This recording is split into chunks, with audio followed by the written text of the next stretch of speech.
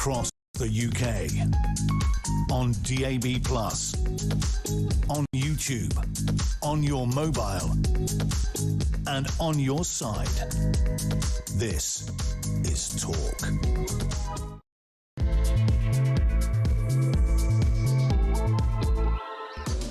Well, welcome to The Late Show. This is a special show tonight in which we talk about the denigration of our country, the way that our standards are going down. Just look at this Vikram Digwa, an extra time in prison as a result of further offences. This is somebody who was able to roam the streets with a knife. Now, Henry Novak, let's be clear, when he saw somebody with a knife, should have run the other way. That is the naivety of youth. But nonetheless, he died for it. And we saw what happened to him, which I think is absolutely despicable. And let's remind ourselves what happened to Henry Novak. First of all, the police arrest him when he was dying.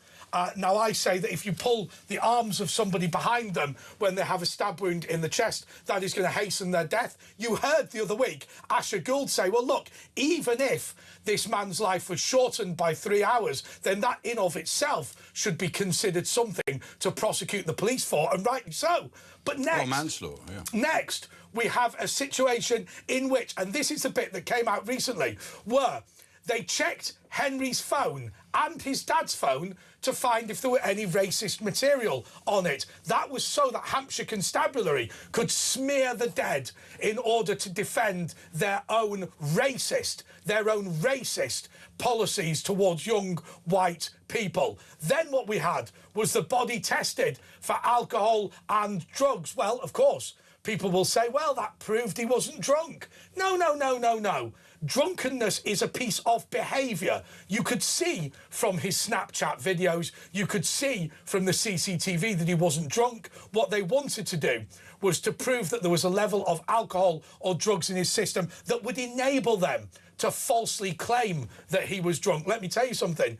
I am able to present this show after a couple of drinks, not tonight. It's far too hot tonight to get to do anything other than orange juice. But the reality is, just because you are over the limit to drive doesn't mean you can't make a speech. He was under the driving limit. But doesn't mean you can't make a speech. Doesn't mean that you can't behave in the appropriate way. So they should have left it up to his behaviour to prove that he wasn't drunk. But they didn't. Now, of course, as Asher quite rightly pointed out, he was under the alcohol limit for driving and had no drugs in his system whatsoever. A simply extraordinary fact that somebody had gone to a freshers' fair and managed not to test positive for cannabis in a modern British university. Slap on the wrist, what these kids are doing.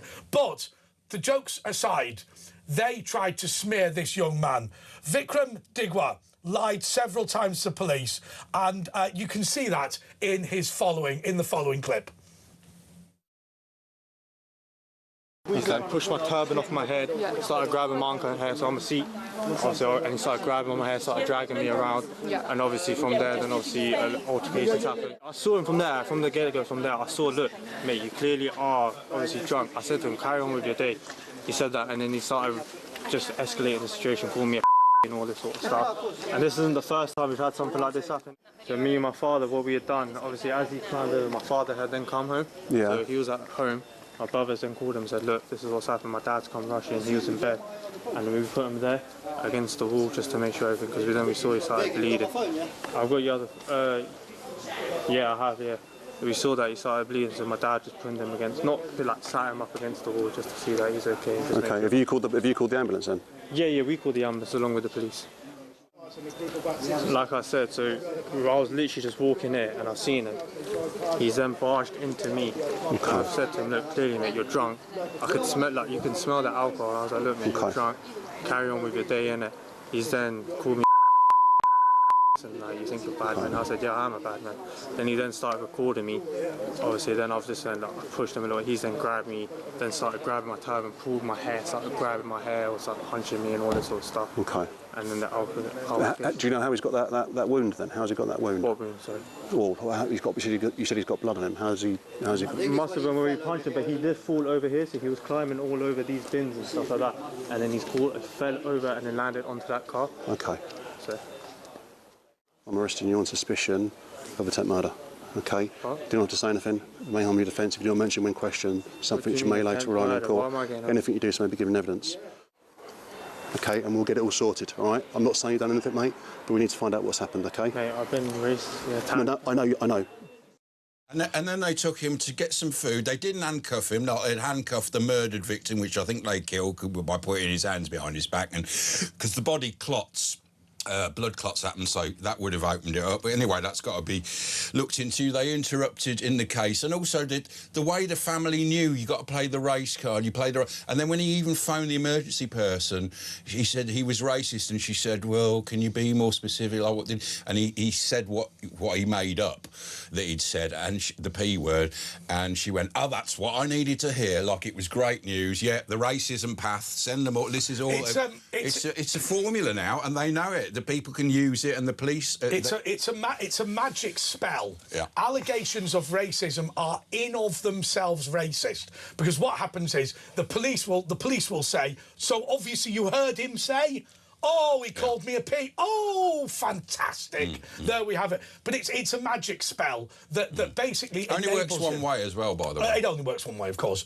This Alexis Boone should be resigning for this. He is a racist, as far as I'm concerned. He's the Chief Constable of Hampshire Police Constabulary. He, in reality, was the person that presided over all this. But I'll tell you something else. They tried to intervene in the court case. They got in trouble for that as well. Yeah, that's right. They tried to issue a statement about fake news to defend their own reputation, which would have enabled Vikram Digwa to claim a mistrial. By the way, did you see the maternity services in Nottingham make a statement yesterday? The chief executive once again said something we've heard so many times: I take full responsibility for this. Right, in what way are you taking any responsibility? None whatsoever. Full responsibility means you resign. Yeah. Without any pension and everything. The reality is we've got real problems in this country. But let's talk, because we are going to do a special show tonight about the way that our country is falling apart and standards are dropping. Did anyone see the overwhelming stupidity in the British media today of the coverage of King Prince Charles's finances? Let's just be clear on one thing. Every single monarch inherits something like, 3.2 billion quid or whatever a year, which is their personal income from the Crown Estate. What they do is they immediately sign that over to the government, and then they receive just 12% back. That means that King Prince Charles pays a tax rate on his income effectively of 88%. And yet, if you look into all of the press, you don't see that. You don't see any honesty with any of this. I'm starting to think, Asher, that we're in a situation where Britain is becoming, I think, a hostile environment to British people. And I think, and I'm going to say the most controversial thing I've ever said, we need to start thinking about a homeland for the British. Well, yeah, you're right. They are sort of jumping on the royal family, aren't they? It's still quite a lot of money for what he does. What is he gets? He gets 12% off the 3.2 billion. Yeah, he does, yeah. It's not a bad job. Although he had to pay, it was doubled, actually, in order to pay for the Buckingham Palace repairs. So he effectively has paid for the Buckingham Palace repairs out of his own money, and then we've then complained to him that he's getting the building for free when he's planning not even to move back into it. Now, listen, we've left the show deliberately open so you can give us a call, 0344 499 1000 if you want to get in touch. Are you concerned about the way that our society is being denigrated? Do you believe that Britain is now a racist country? I've said before today about the fact that ethnic cleansing in Eastern Europe, pull down the statues, move in a new population, ban the history books, tell them that their history was bad in schools, prioritise people from the new population for things like jobs in government and scholarships in universities, stop using the language regularly. All of these sorts of things are the things they use in Eastern Europe to tell people they're not welcome in their own homeland, and that is precisely what's happening in Britain. Anyway, Georgina is calling from London. Georgina, you're on Talk. Hello, Andre. Hello, Ash. I've Hi, just watched Georgina. that horrific video of that murdering. The police quite liked him, though. You could tell, couldn't you? Well, this is what I was going to say, Andre. You know, we've got to a stage now in our country where foreign nationals have more rights than we do. I mean, that little boy was lying on the floor, bleeding to death with his hands behind his back. And that man who'd done it was stood there, talking as if, you know, it's just another day. It's absolutely... He didn't even handcuff him when he did arrest him, and actually took him to pick up some food. You know, it's a totally different system. It's already happening. That's amazing. That's amazing, isn't it? So the allegation against Henry Novak was he called someone the P word and pushed someone's turban off. For that, he was handcuffed whilst writhing in agony on the floor. Vikram Digwa was accused of killing a white boy, and he was not handcuffed and taken for food. And as Asher said, and this is true, the police attempted to intervene during the trial in defence of Vikram Digwa. Well, you know what? This word racist and Islamophobia and the P word seems to be a get-out-of-jail-free card for foreign nationals in our country now. Well, they know it. I mean, these are a Sikh family, but they knew to play that game. The whole family knew to play that game. Well, they all helped him, didn't they? They all helped him. The mother helped him, the father helped him, the brother helped him. Now, if it was the other way round, and it had been a Sikh or a Muslim man who had been stabbed by a British national, not only would it have been worldwide news, we'd have had riots from here to Timbuktu. Now, it's got to stop. We have got they'd have started burning things down and started saying, Britain's a racist country, right? That's what we'd hear. It'd be a disgrace. Well, we're not racist, but I'll tell you what we don't like. We don't like being stabbed. We don't like being raped. We don't like our children being abused. But the reality is, Vikram Digwa is accused of something else. That is a Sikh street, and white boys were not allowed down it. That was the allegation, wasn't it? Well, hang on a minute. What are we talking about? Sikh streets, you know, Pakistani streets, Muslim parts of the country. We live in Great Britain. I don't think this was a Sikh problem. This was a guy... This wasn't part of the Sikh... This was a guy with a problem who'd been thrown out of his temple. It wasn't like it's part of his religion to attack, but this was an individual. No, but there is still a problem with the racist card. But we're starting to say, no, this is the Turkish street, this is the Indian street. Is that what they were saying? Is that what happened there? I don't know. Well, he had said that he'd had problems with white boys walking down. That's why he was carrying knives. Well, listen... All streets in Great Britain are Great British streets. But I'm not sure that's right. I was saying last night to one of our guests that I believe that there will come a time, and that time is coming fairly soon, where some Muslims in Britain will call for a two-state solution. Well, the Batley streets, they're not our streets. You know, the police, the teachers in hiding still, so we've lost control of certain areas of the country. Well, you know, you're saying you've lost control. We haven't. The British public haven't lost control. The government... And the government have, and the police have, yeah. But there are signs up. But there are signs up in East London saying this is a Muslim area, no miniskirts or dogs. Well, this is ridiculous. I mean... The majority... But it's not... But you know, Georgina, it's not ridiculous. It is a Muslim area. It is a place with Sharia courts. It is a place with different systems of policing and governance. It is a place, and we saw in Aston, the first Islamic tribal area assert an immigration policy. That is to say that Jews should not be allowed into Aston. These places are not... These places do have a different system of governance now to what the rest of the United Kingdom does. Well, that you should there not be? Let me be tough. Should there not be devolution for the Muslim areas? No, there should not be any other law but the British law in this country. We don't want Sharia law. We don't want burqas. We don't want to have to tread on eggshells around Muslim people in our own country. This is our country. But they already are doing that, aren't they? Well, they are here as guests. And we are the host nation. But if you push a turban off a Sikh man, you will be handcuffed on the floor. You and your dad will have their phones checked for racism by Hampshire police, and you will have a toxicity report. If you knife a white kid, you will be taken to a local takeaway for your dinner.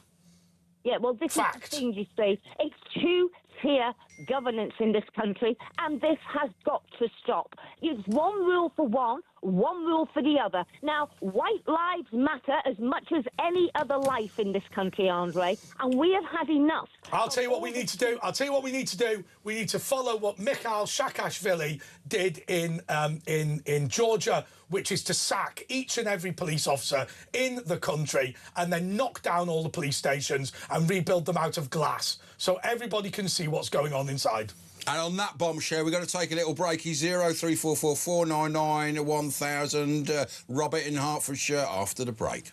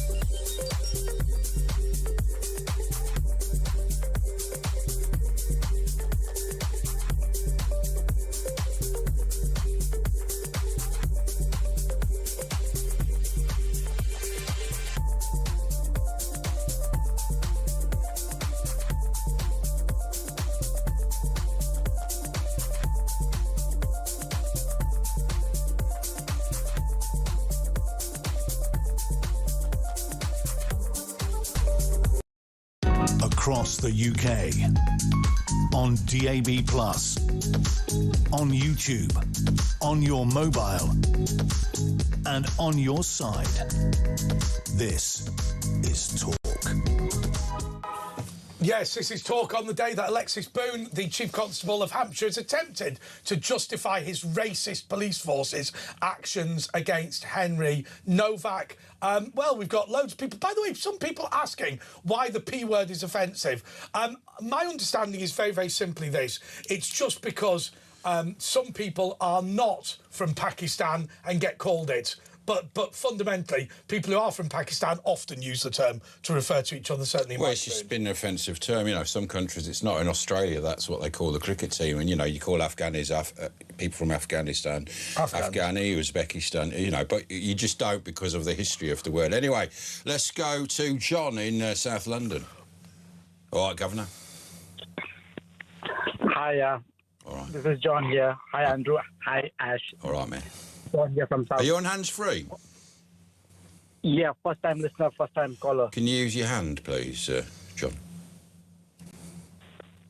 Yeah. Is this better? Yeah. Thank you so much. A little bit.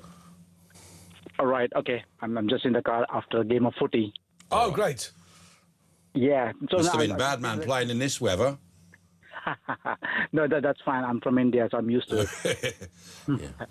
So what do you want to say, John? No, I just wanted to say that me and my wife, we are first-generation immigrants from India. I'm an IT consultant. My wife is a public health doctor. And we came to this great country having a lot of aspirations to improve our quality of life. But after coming here for so many years, we see it going downhill. And it's astonishing how we can see the people here, the locals here, bending over backwards to appease the... Well, that's the thing is people, good immigrants like you have come here and actually contributed and pay your taxes and are becoming British, and then it's been ruined with this mass immigration over the last 10 years. Yeah, that's it. Mass immigration, the grooming gangs, all this nonsense, and then how innocent children, little girls and families are being torn apart. And nobody is doing anything about it. And the politicians... But they're covering up. Worse than that. But the police are... I mean, yeah, exactly. The police are getting better at covering this up now. Yeah, I mean, in Rochdale and other places, the police were hand in glove with the criminals, isn't it? They were in part of it. They were... Well, they don't even care. Even our parliament, you know, in front of our own eyes and trying to cover it up. Not all know we can't have this investigation, Jess Phillips. You all know we're not going to... I mean, it's right in front of us. They're just doing it in front of our faces now, John. Yeah, that's it. And we got, like, loads of my friends who are all first-generation immigration. We can't believe it. We're like, what is happening to the country? It's all to do with the Treasury orthodoxy. So if you look at how rich we are as a country, we are the 6th richest country in the world. But actually, in terms of our GDP per person, we're 36th richest. What the Treasury is doing is expanding the population with low-skilled immigration, and what that does is that increases the size of the economy. But because of the level of benefits that we pay, it means each individual person gets poorer by each. With every single migrant that comes into the country. So rather than saying, let's bring the brightest and the best, you say, let's bring the dimmest and the weakest to the country. And now we're lower than the worst state in America, Mississippi. We have a lower GDP per capita than there. Yeah, that's it, isn't it? Get you the worst, and then I think 51%, if I'm not wrong, people are on benefits. That's really... Yeah, 80 of Somalians that have come to Britain, 80% have never had a job. And we pay out more in benefits than we take in tax. That's it. We pay thousands and thousands of amount. And what will you do, John? Will you leave the country? Because I know a lot of people now are thinking of leaving. Well, India's becoming wealthy now, isn't it? It's a nice place to live if you've got a few quid. Yeah, that's it. Or rupees. Increasingly difficult to manage here with because we got a house, the mortgage is increasing every day, the daily expenses, cost of living is so high, and we just see that we feel that we are working but paying for somebody else's But house. is your wife, you said she was a doctor? She's a public health doctor, yeah. And what do you do? Are you also in medical? I work in an IT consultant. Right, so you contribute. So what, are you nearing retirement? Are you going to go back to India? No, not really.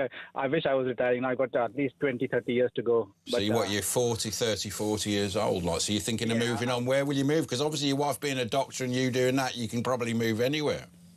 Yeah, that's it. But I think we've got a young child and we've been here for a few years, so she started with her school. And yeah, but do you want her to grow up here? Do you know what I mean? What's it going to be like in 10 years? Yeah. You know, it's going to be worse. That's it, because well, I've got family in America as well, and then a lot of my friends have moved to Australia, so kind of weighing up the options. The grass is always green on the other side, isn't it? So we're trying to. I think the big problem is the racist police. We lived successfully for years in this country with police who would behave without fear or favour. The reality is now the police are basically racist. And scared as well. I don't know why the police are scared to do it. Oh yeah. The reason white police are kicking in white kids is because they're afraid. Well, they're afraid of Islamists, aren't they? And what they're afraid of is the camera phone. Basically, I will film. They know that I won't film them. They know I won't have a go at them. Therefore, they'll have a go at me because they're so cowardly.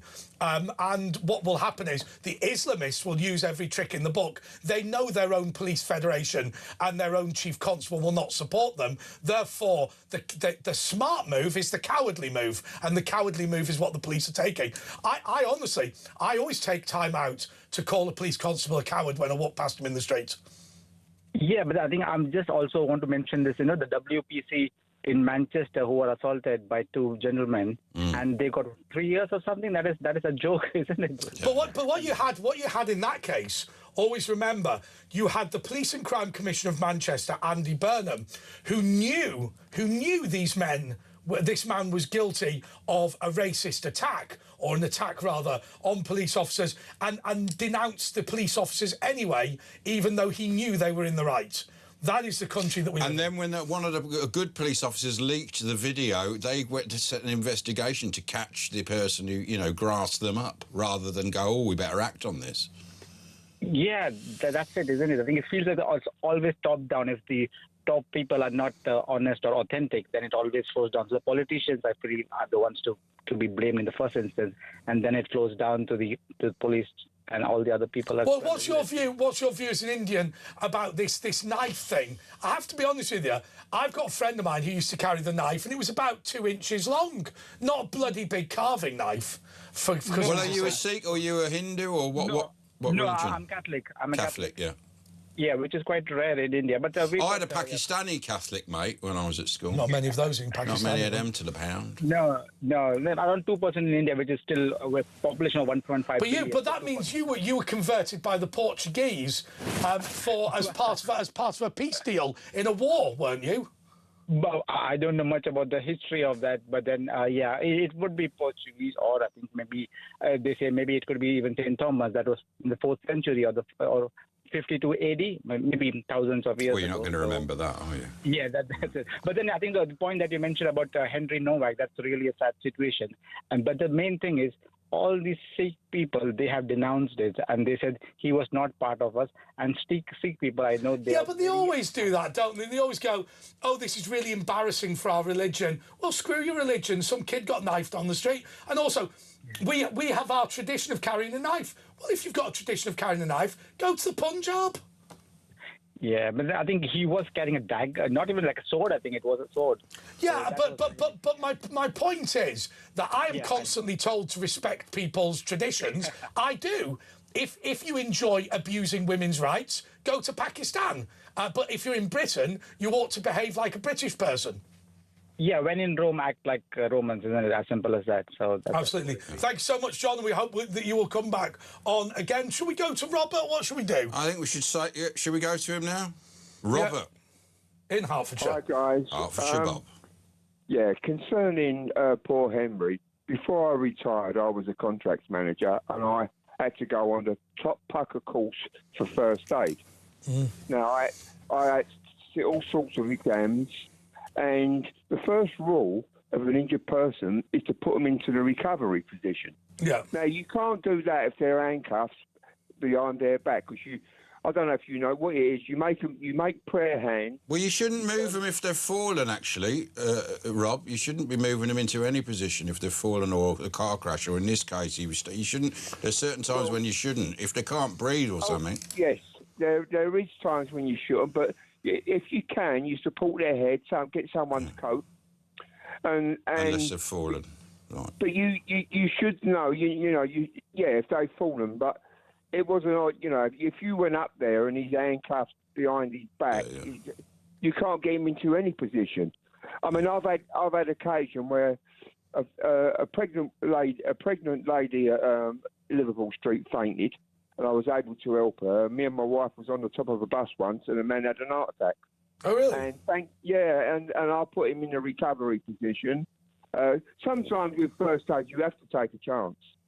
So it's like, if you first of all, you got to ask, if they're with a boyfriend, you got to ask, can I touch your lady? Because you can't just rush into it. There's certain protocol before you eat.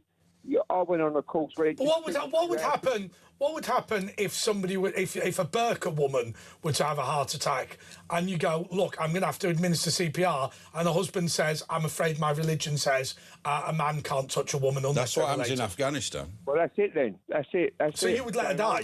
I personally would just kick him out of the way. Mind you, of course, what would happen is she would survive, and the police would prosecute me. Yeah. I've had people refuse first aid. A woman got mugged once, and I went up there, me and my wife. She was really bashed up, and I said, would you like to... I'm a first aider, trained first aider. I showed her my wallet with my certificate in, and she said, no. So there is... And it's like there's more accidents with first aid people. You might see a traffic accident, get out your car, run across the road and get run over yourself. Yeah, that's it. That is very dangerous. Yeah, I know in Afghanistan when there was the earthquakes, the earthquake rescue people were all men, and they weren't allowed to rescue the women because they weren't allowed to touch them. So that was the end of that. But if I could just mention, going back by the rise of Islam in this country, one bit of good's come out of it. Through this, I've become a Christian. I've embraced Jesus Christ as my saviour, something that I didn't ever think that I'd do. But do you believe there is a future for Christians in Britain?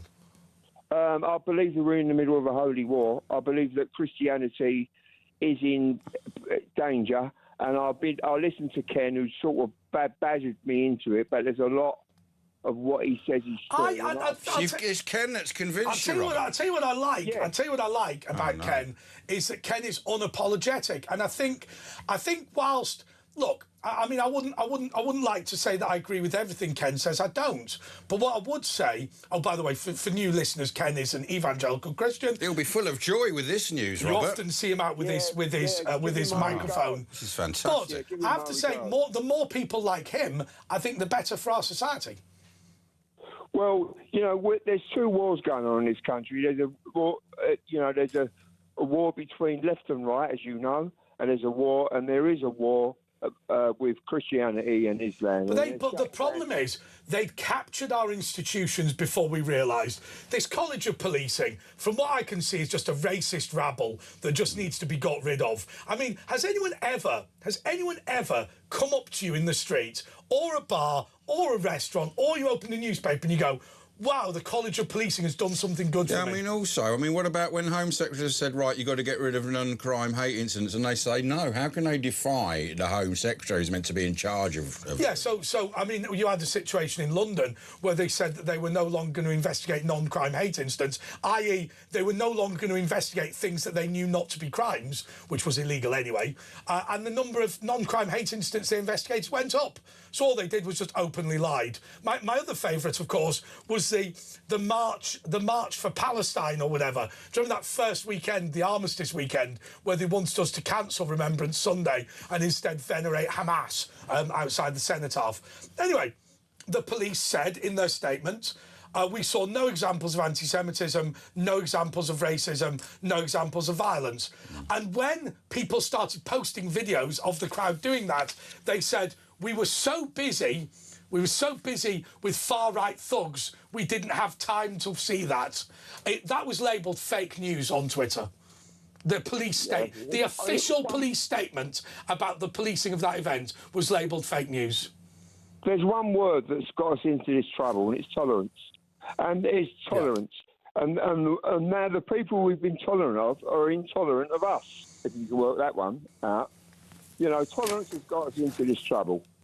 And I think the racist card is like a get out of jail free for everybody. Thanks, Robert. Right, we're going to take a little breaky, but after the break we got Sarah Antoinette, who's a social media commentator and was assaulted on the Elizabeth line Crossrail, and she's going to talk to us about the assault and the general lack of safety on transport, especially for women in our capital and all over the country. We'll be back after this.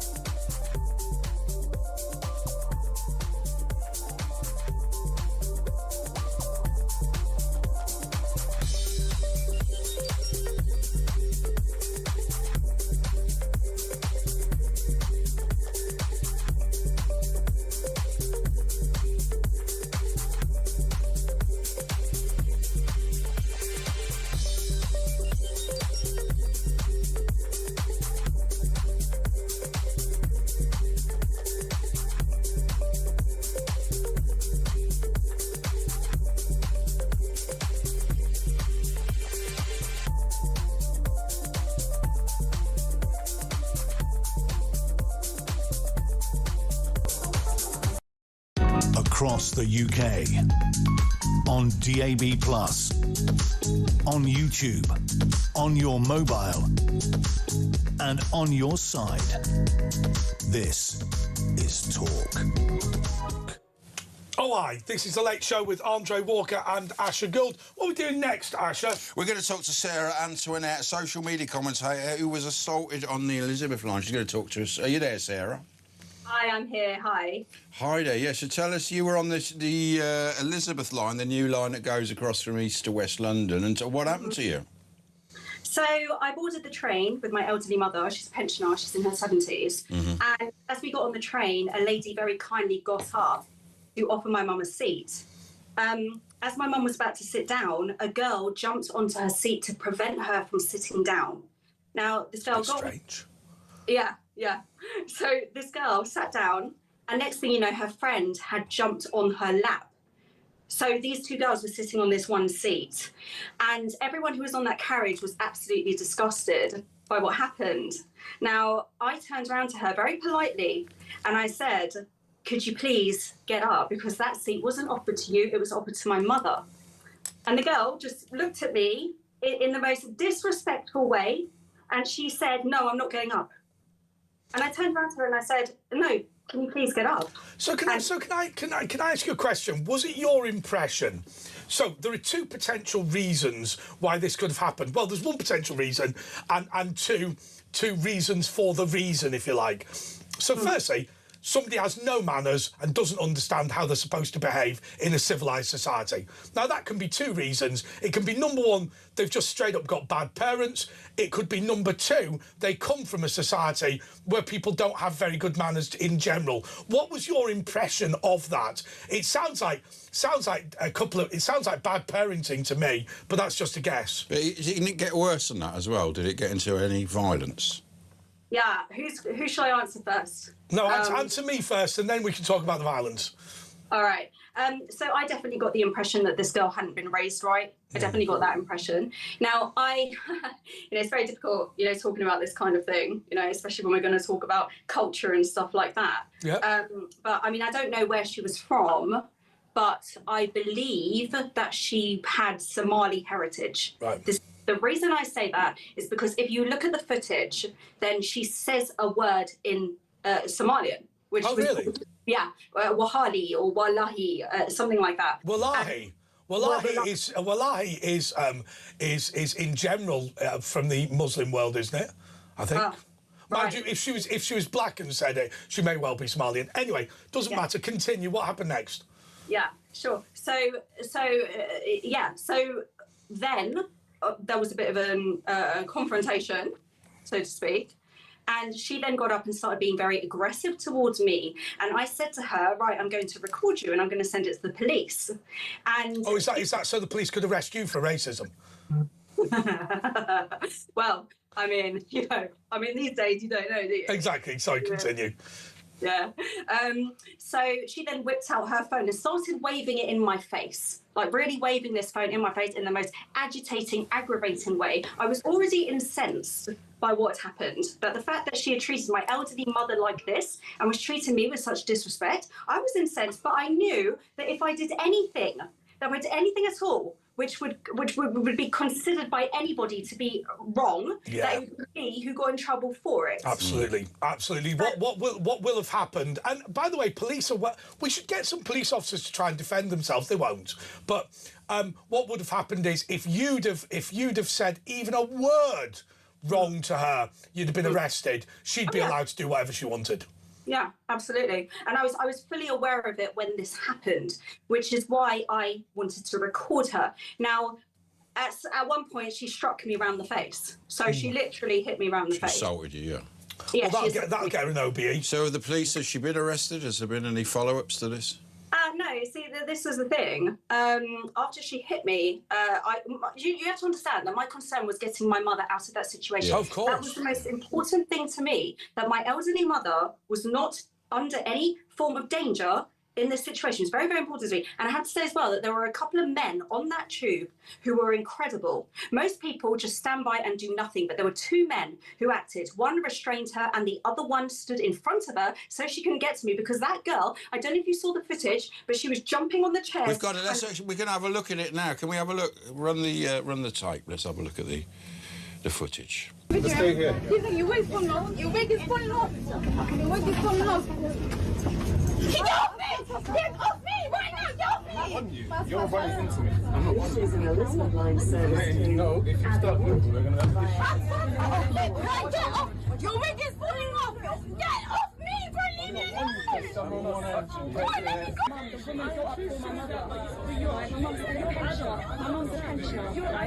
You think that behaviour is acceptable? I'm not saying it, but she's clearly vulnerable. She hit me. She hit me around the face. And I think she did, but you don't have to record everything. Well, this goes to the police. Okay? Fix your wig!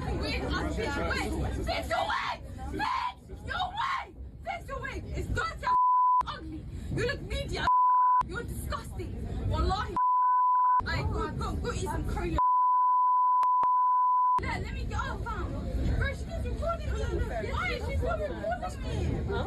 That's great. I tried to make it. No, she's like, not make it. Maybe not follow it.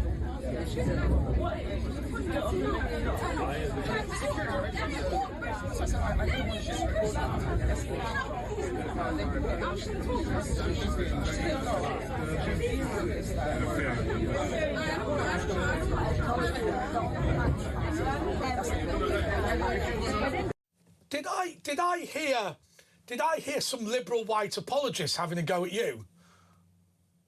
She wasn't actually a liberal white woman. Okay, but we heard. Oh my God! There's a crazed black person trying to attack you. How dare you provoke them in that way? I mean, that person really just needed to be sedated. She was clearly just off her head, wasn't she? There's a lot of those people, though, a lot of feral youths like that who've had no control. I think it's to do with this, the lack of police attention. They get away with stuff and they become entitled. That person has never. I think Asha's right. That is a person who has got their own way throughout their entire life, and what will have happened is when they sat down on the chair, in her mind, it will have been, well, I got to the chair first. That is the rule, and nobody will have ever challenged her. And so, in a sense, we've been cruel to her in the upbringing that we've given her. I totally agree with you, and this. Yeah, but you don't have to be a twat, do you, to behave like that? Even if you're badly brought up, not everyone badly brought up behaves like that. I mean, this is something that two things that came into my mind when this happened.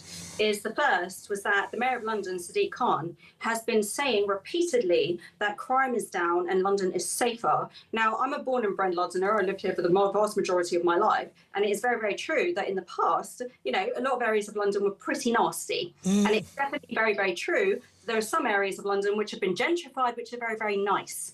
But I now think that the reason for those statistics as to why crime has apparently gone down is because they're not being pursued or being reported.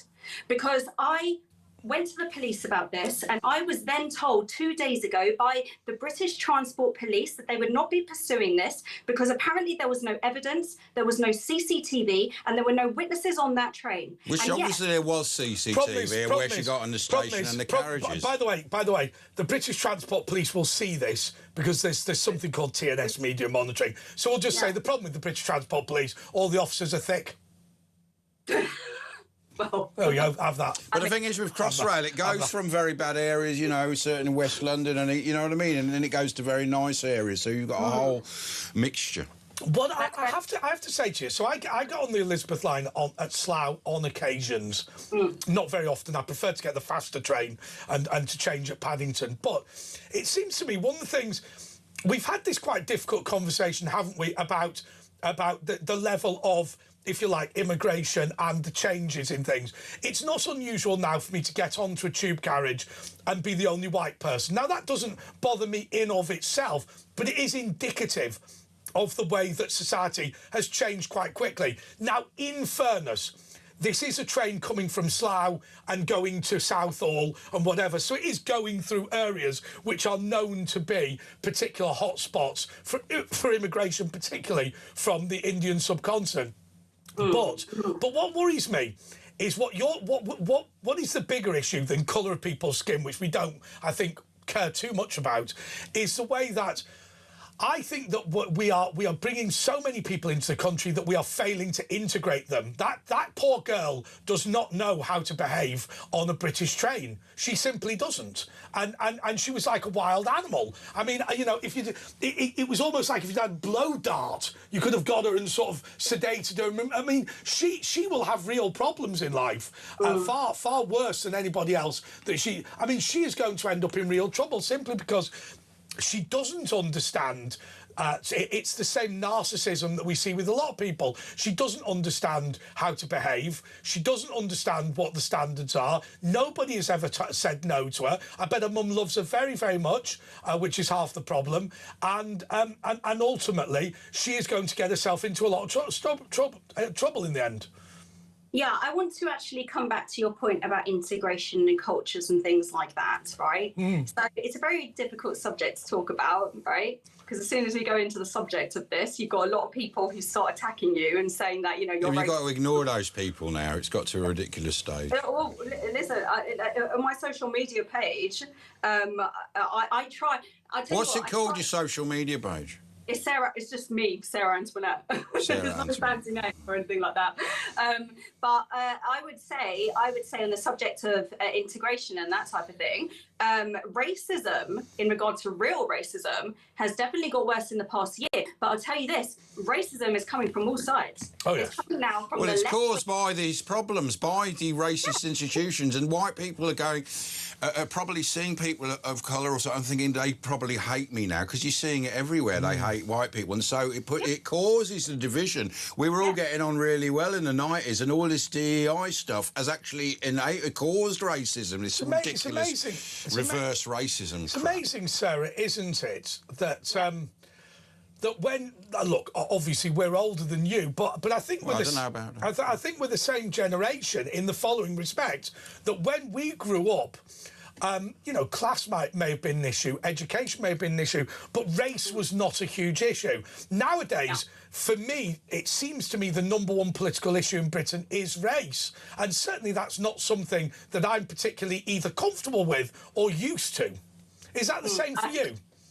It is completely the same for me. I mean, on my social media page, every single day I am receiving racial hatred, and it's coming from the far right. The real. I want to make this distinction between this idiocy of the media, who have called everybody far right, who is not far right but just concerned about their country, and yet the real far right who genuinely want to see everyone who's not white boosted out of the country, including myself. I get told a lot on my page, get back to Africa, we're going to deport you almost every single day. But at the same time, for those of you who can't see you, would it be fair to say that your Meghan Markle type colouring, that is somebody who looks mixed race, effectively?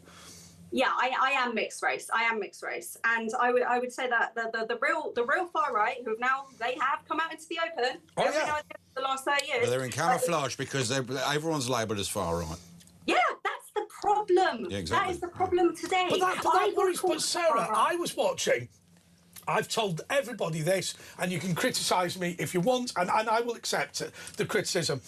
I turned on to 4OD, the Channel 4 on-demand service, and it said, we go undercover amongst the far-right racists. And I thought, oh, there'll be a nice bunch of lads that they're just having a go at. And when I turned it on, oh, my God, these people were genuine racists, right? You know, ends should hang from trees and throw out the peas and all this sort of stuff. You know, the sort of stuff that I didn't believe existed anymore. But the reality is, organisations like Hope Not Hate have branded so many people as far-right racists that I think a lot of people no longer believe far-right racists actually exist. They just think they're people like Patrick Christie's who occasionally have criticised Islam.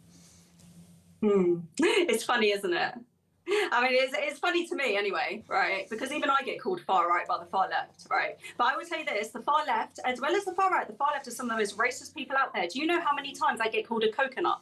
I get the insult on my page or on a regular basis. Well, they are very racist, yeah, we know that. Anyway, look, will you stay with us, Sarah, because we're going to take a little break. Will you stay with us? And right, OK, we'll be back. It's Andre and Ash with Sarah Antoinette, social commentator. Oh, by the way, we've had a text in from Alison. Alison, please call. We will not give out your full name nor ask any particularly any particular personal questions. But Alison has got in touch to say she's a former Hampshire police officer. We'll read it out and go through all that. Maybe she'll ring in, give us a ring, 03444 99 1000, or leave us a voice note on WhatsApp, and we'll be back after this.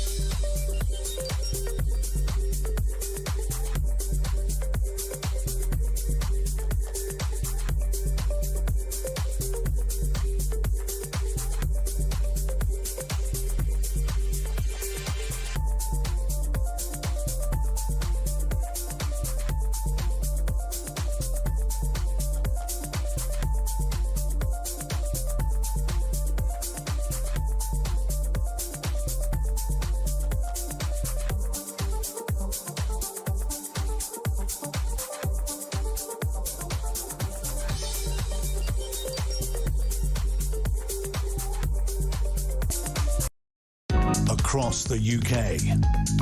On DAB+, on YouTube, on your mobile, and on your side. This is Talk. Still here with Sarah Antoinette. Let's read this out from Alison. Hi, guys. As a former police officer in the Hampshire Constabulary, the problem is not the fault of police officers, police constables or WPCs on the street. The problem starts with the government, College of Policing, Chief Constable, and then the officer on the street.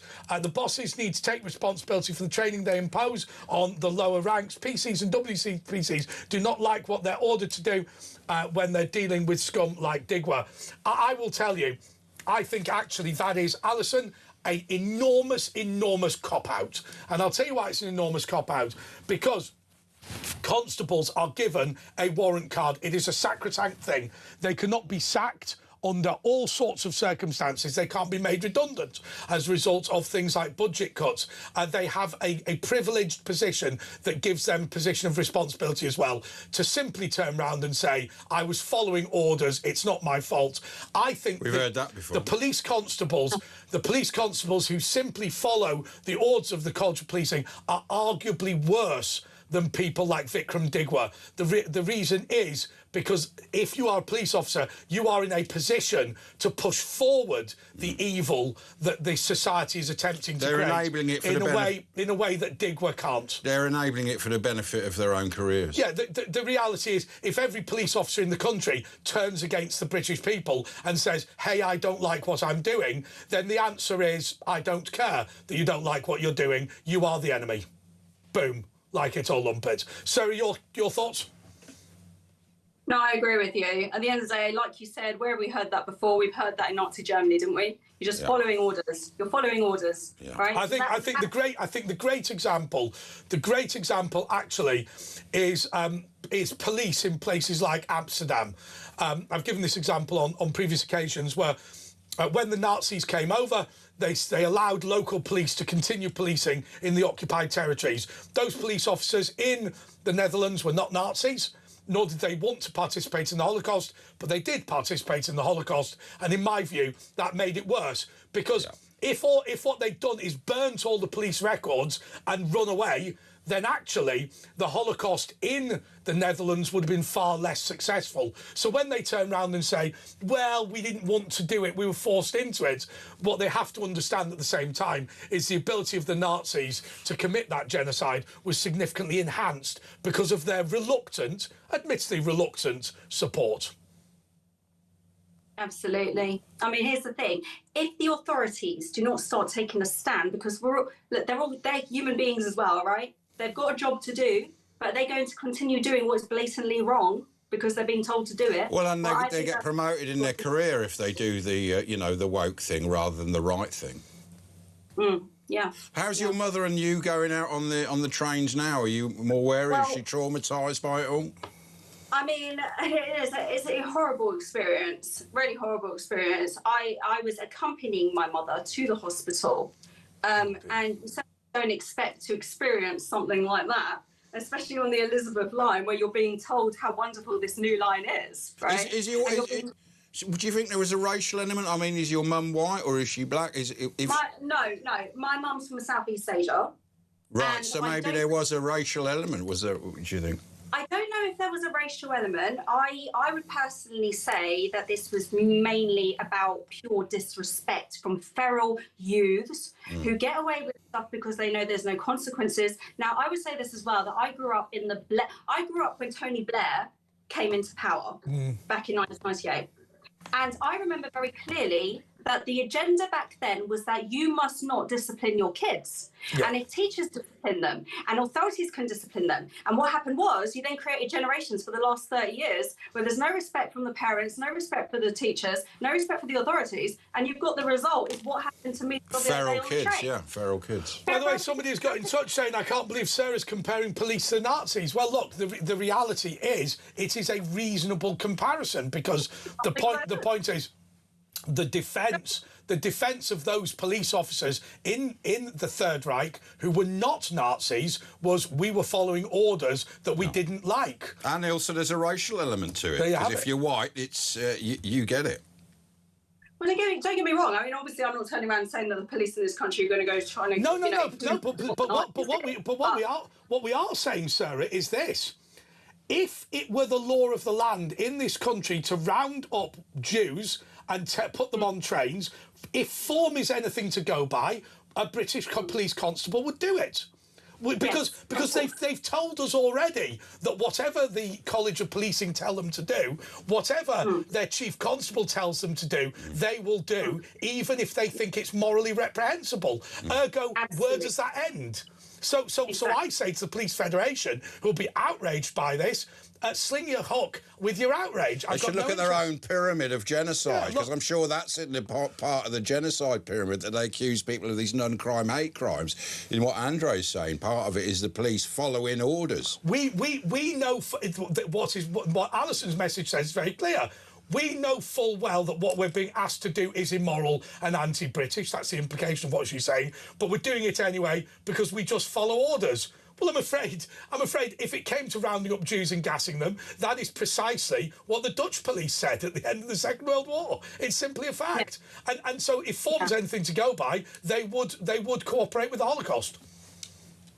Well, I think that's a very disturbing notion, to be honest. I really do. At the end of the day, the police are here supposed to try and protect us. I've had a very bad experience with British Transport Police. Now, I will take this further, though. I have every intention of taking this further and challenging that email that I received, because I think that was totally appalling. And the fact that there was all the evidence there. Yeah, you've got the video on those phones, and surely there's videos, there's cameras in those, especially the Elizabeth line. It's well, I'll tell you what we'll do. Why don't we get this segment, and why don't we try and tweet it to the British Transport Police? Are we able to do that? Yeah, we'll tweet it to the British Transport Police. I say the problem is they're thick, but anyway, let's leave that bit in. Definitely leave that bit in. Anything you want to say? We've got about 30 seconds, Sarah. All I would say is that I believe that the problem of feral youths in London especially, I don't know about the rest of the country, but definitely in London, there's a serious problem with this. I don't believe the mayor's statistics anymore about crime in this country. I think they're just not reported or followed up on. Yeah, and I think that the problem of discipline is very, very serious. The young people in this country are so disrespectful. Not all of them, but there's a lot of them that are disrespectful, and there's something serious that's got to be done about it. That's just... Yep. Thank you, Sarah. That's Sarah Antoinette, social media commentator. You can find her, I think, Instagram. She was her great-grandmother, Marie Antoinette. Yeah, let them eat cake. Yeah, she was very controversial. But, yeah, Sarah carrying on with the family line. But next, it's all about the papers, isn't it? We've got Pete Barnes in as well. Pete Barnes, straight after the latest news and sport coming up. Stay with Talk, Andre and Ash.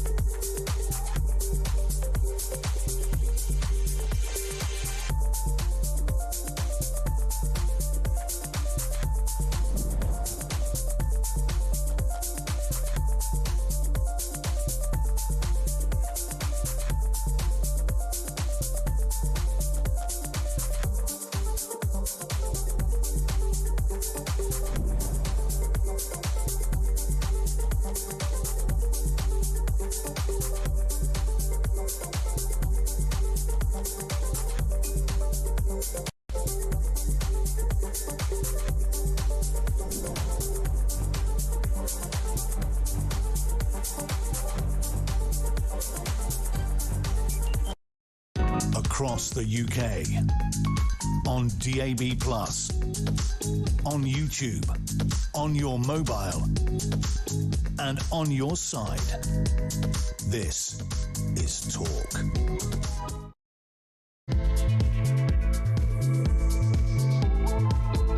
OK, this is a paper review with Andre Walker, Asher Gould and Pete Barnes. And let's just talk about something that was in the news just a second ago. That dirty dog, Sir Geoffrey Donaldson, soon to be Mr. Geoffrey Donaldson.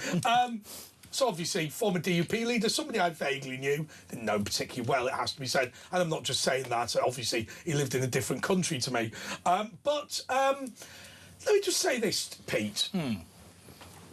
So, Geoffrey Donaldson, according to the prosecution, denied by him, but now found guilty. But according to the prosecution, he contacted his local church to say that he had behaved inappropriately with two girls and wanted to publicly apologise to them in the church. And was allowed to publicly apologise to them and then have some form of informal restorative justice. And the church then did nothing in terms of reporting that to the police. Are they completely mad? Yes. It doesn't make any sense to me how you would just allow that to happen. And they just sit there. I don't think there was a suggestion that the vicar was told the nature of it. But if you say you behaved improperly towards a child, that would be either financial theft, which is unlikely if it's outside your family, or abuse. Yes, that might be physical or sexual or psychological.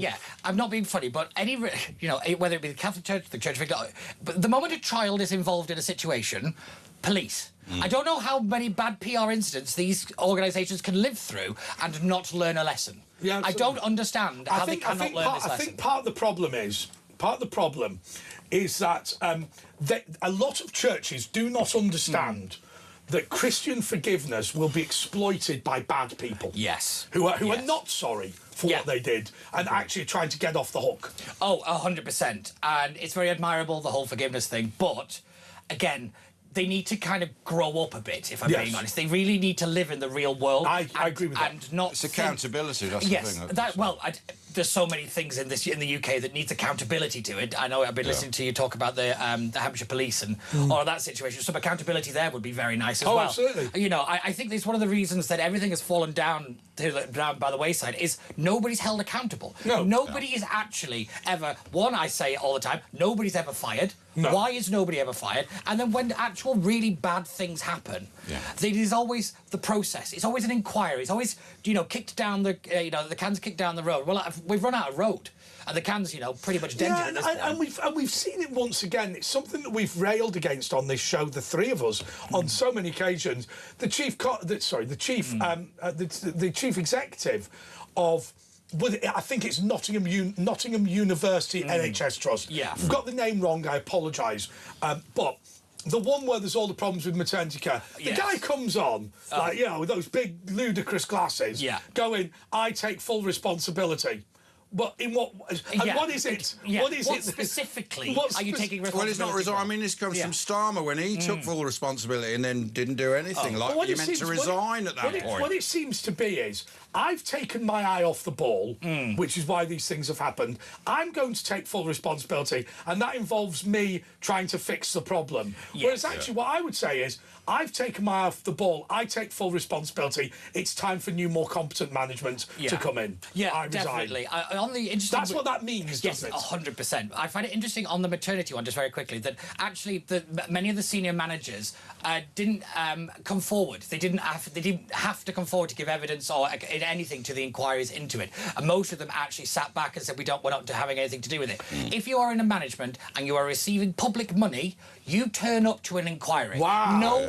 No choice about it at all. You turn up, or there's a pink slip on your desk the next morning. We saw that with Sturgeon when she said she'd cooperate with the police, and 100%. Then she just gave no comment every single answer. That's not acceptable. What you would like to do is create some sort of public sector subpoena. Yes. Which says if there's a public sector investigation and you are a public sector worker, you either leave your job or you attend. Yeah, 100%. I'll buy that. Yeah. And police often resign, don't they? Before, and then that should be stopped. You shouldn't be able to you resign. should be able to do that. Yeah. This or my favourite is when you are resigned. Somebody, you know, you basically you're fired, but you're not fired. So basically, it means you can keep your pension or you can do all this other stuff. Fire people. You want to improve standards. You want to bring back good values. Fire people. The reality is, the guy who may or may not have killed Henry Novak, and I agree with Asher, the guy who pulled his hands behind his back probably is the guy who killed him. He didn't murder him, but he probably is the guy who killed him. I mean, he is now perfectly entitled to go to another police force and be accepted. Now, whether they would have him, but I think there is an argument for him saying, well, I made one mistake and I resigned for it, blah, blah, blah. Wouldn't, I mean, his colleagues are still on duty. Yeah, he might end up doing some kind of like not on the public street, basically. He might be in the back of desk duty, that's the phrase. But I go back to the West Midlands Police Chief Superintendent. He still has the right to work in the police force. Yes, the guy that resigned because of the Aston Villa Maccabi. He still has the right to be employed in law enforcement in the UK. He gets his pension as well, doesn't he, and everything. How? Is that really failed enormously. Yes, thanks, Pete. Craig Guilford. That's the one. Yeah. Anyway, we're going through the papers. Let's start with the Daily Express. Our freedoms are at great risk, says Dame Priti Patel. Brexit freedoms are at great risk due to Labour's chaos, says Patel. The senior Tory said the party has never accepted the outcome of the vote. And then we ain't got page. See for yourself. There it is. Look. Anyway, it's the Daily Express. It says turn to page 4. We ain't got page 4. So. Right, the Independent Britain must rejoin single market within 5 years, says Major. Sorry, hang on. That's not a hat. That's a woman with an ice pack on her head. Yes, it is, Wimbledon, it's sweltering at Wimbledon, isn't it? Yeah. Are you going to Wimbledon? Anyone going to Wimbledon? No, not this year. I had... do you know the tickets I got? Go on. The centre court tickets with lunch and everything. Get out. I no longer work for him. Oh, no. Last year, we missed the lunch. We got a bit late, but we saw the tennis. He had his own... I'm not joking. This guy was that rich. He had a table permanently reserved for him in the dining room. He had a kosher chef, specially because he doesn't eat the usual fare, right? He's got seats permanently reserved in centre court and court 1, and you could go in between the two. And we missed the lunch. Mind you, to be honest with you, look, I'm sorry, Asher, but Jewish food's rubbish. No, what? No, it's rubbish. It's rubbish. You've not had the right stuff. My favourite was shawarma. Asher and I. You have a kebab, but it's better than the kebab. The elephant's looking at you, Asher. Asher and I went... Salt beef sandwich. Mustard and a gherkin. Asher and I went... Chicken soup canagler. Asher and I went to an expensive dinner together. And we had a steak. So he's not that bothered, but with the guy we were with, same bloke, was very obsessed with kosher. We had a big fat steak and chips, and then they gave us vegan pepper sauce. And they said, well, we don't like the cow to bathe in its mother's milk.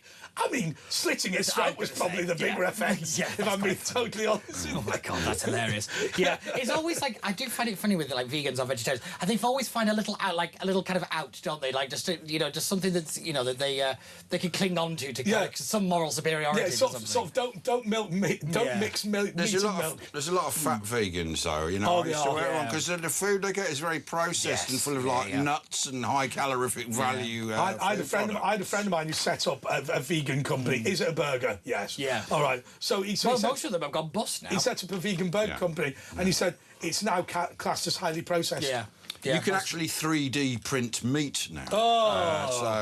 You can just 3D print a burger. Britain must join the single market within 5 years, says John Major. He's always obsessed with Europe, isn't he? Just shut up, go. You're not Prime Minister for years. Britain should rejoin the EU single market within... This story, that what he's saying, is economic illiteracy of the highest order. Yeah, I can't believe this guy was Prime Minister. He's a moron, actually. He's a moron. He's genuinely a moron. He's obsessed with the European Union. The idea that this would actually make any difference for Britain, nonsense. The single market does not favour our economy at all. We are not a goods trading economy. We're a services economy. This means nothing. This is just kind of, yet again, we'll blame economic problems on the thing people don't like at the moment, and we'll use that as the way back in. That is what they're doing. It's dishonest, and it's he just needs to go away. I remember when Margaret Thatcher said to John Major, she went, "We knew many things about John, but we never realised he was thick." We knew he was thick. That's so funny. But they said that Margaret Thatcher used to browbeat the cabinet and John Major used to disagree. And it was only later they realised it wasn't that he was coherent, it was just he was that thick he didn't realise it was a bad idea. Yes, yeah. Same with Edwina Curry, didn't realise that was a bad idea. No, that's and you know, I've not long had my dinner, let's not. Yeah, absolutely. The Guardian. I'll tell you what, I had a friend of mine who met Ted Heath years after. Oh, God. And he goes, have you seen, he said, have you been out recently? He goes, oh, you know, he had no personality. Yeah. Said, oh. And he goes, where have you been? He went, oh, I've been to Japan. How was that? Good. Right. He goes, have you seen Margaret Thatcher recently? He goes, oh, I believe she's gone mad. Right, and he goes, all right. Have you seen John Major? And he went, I thought many things about John, but I never realised he was a pervert. And my mate goes, well, hang on a second. Be fair to the man. He's not a pervert. He just had an affair. And he goes, oh, you haven't seen a picture of the woman then? No. Oh, God. Edwina Curry. Oh. Yes. Anyway. The Guardian, pressure on Mahmood over immigration bill. Home Secretary seeks to shore up support for controversial asylum plan. It will never happen. It's never going to, and it was never going to happen because I think it's later. I think it's the Mail headline is basically the same story. It was never going to happen. The proposal that she put through, yes, some of them are okay. It doesn't go hard enough. It doesn't go far enough. And there was no way the backbenchers were ever going to approve it. So this was literally just an announcement so Starmer could get through the day. That's all it was, and it's laughable that anybody thinks this woman is of any use at all.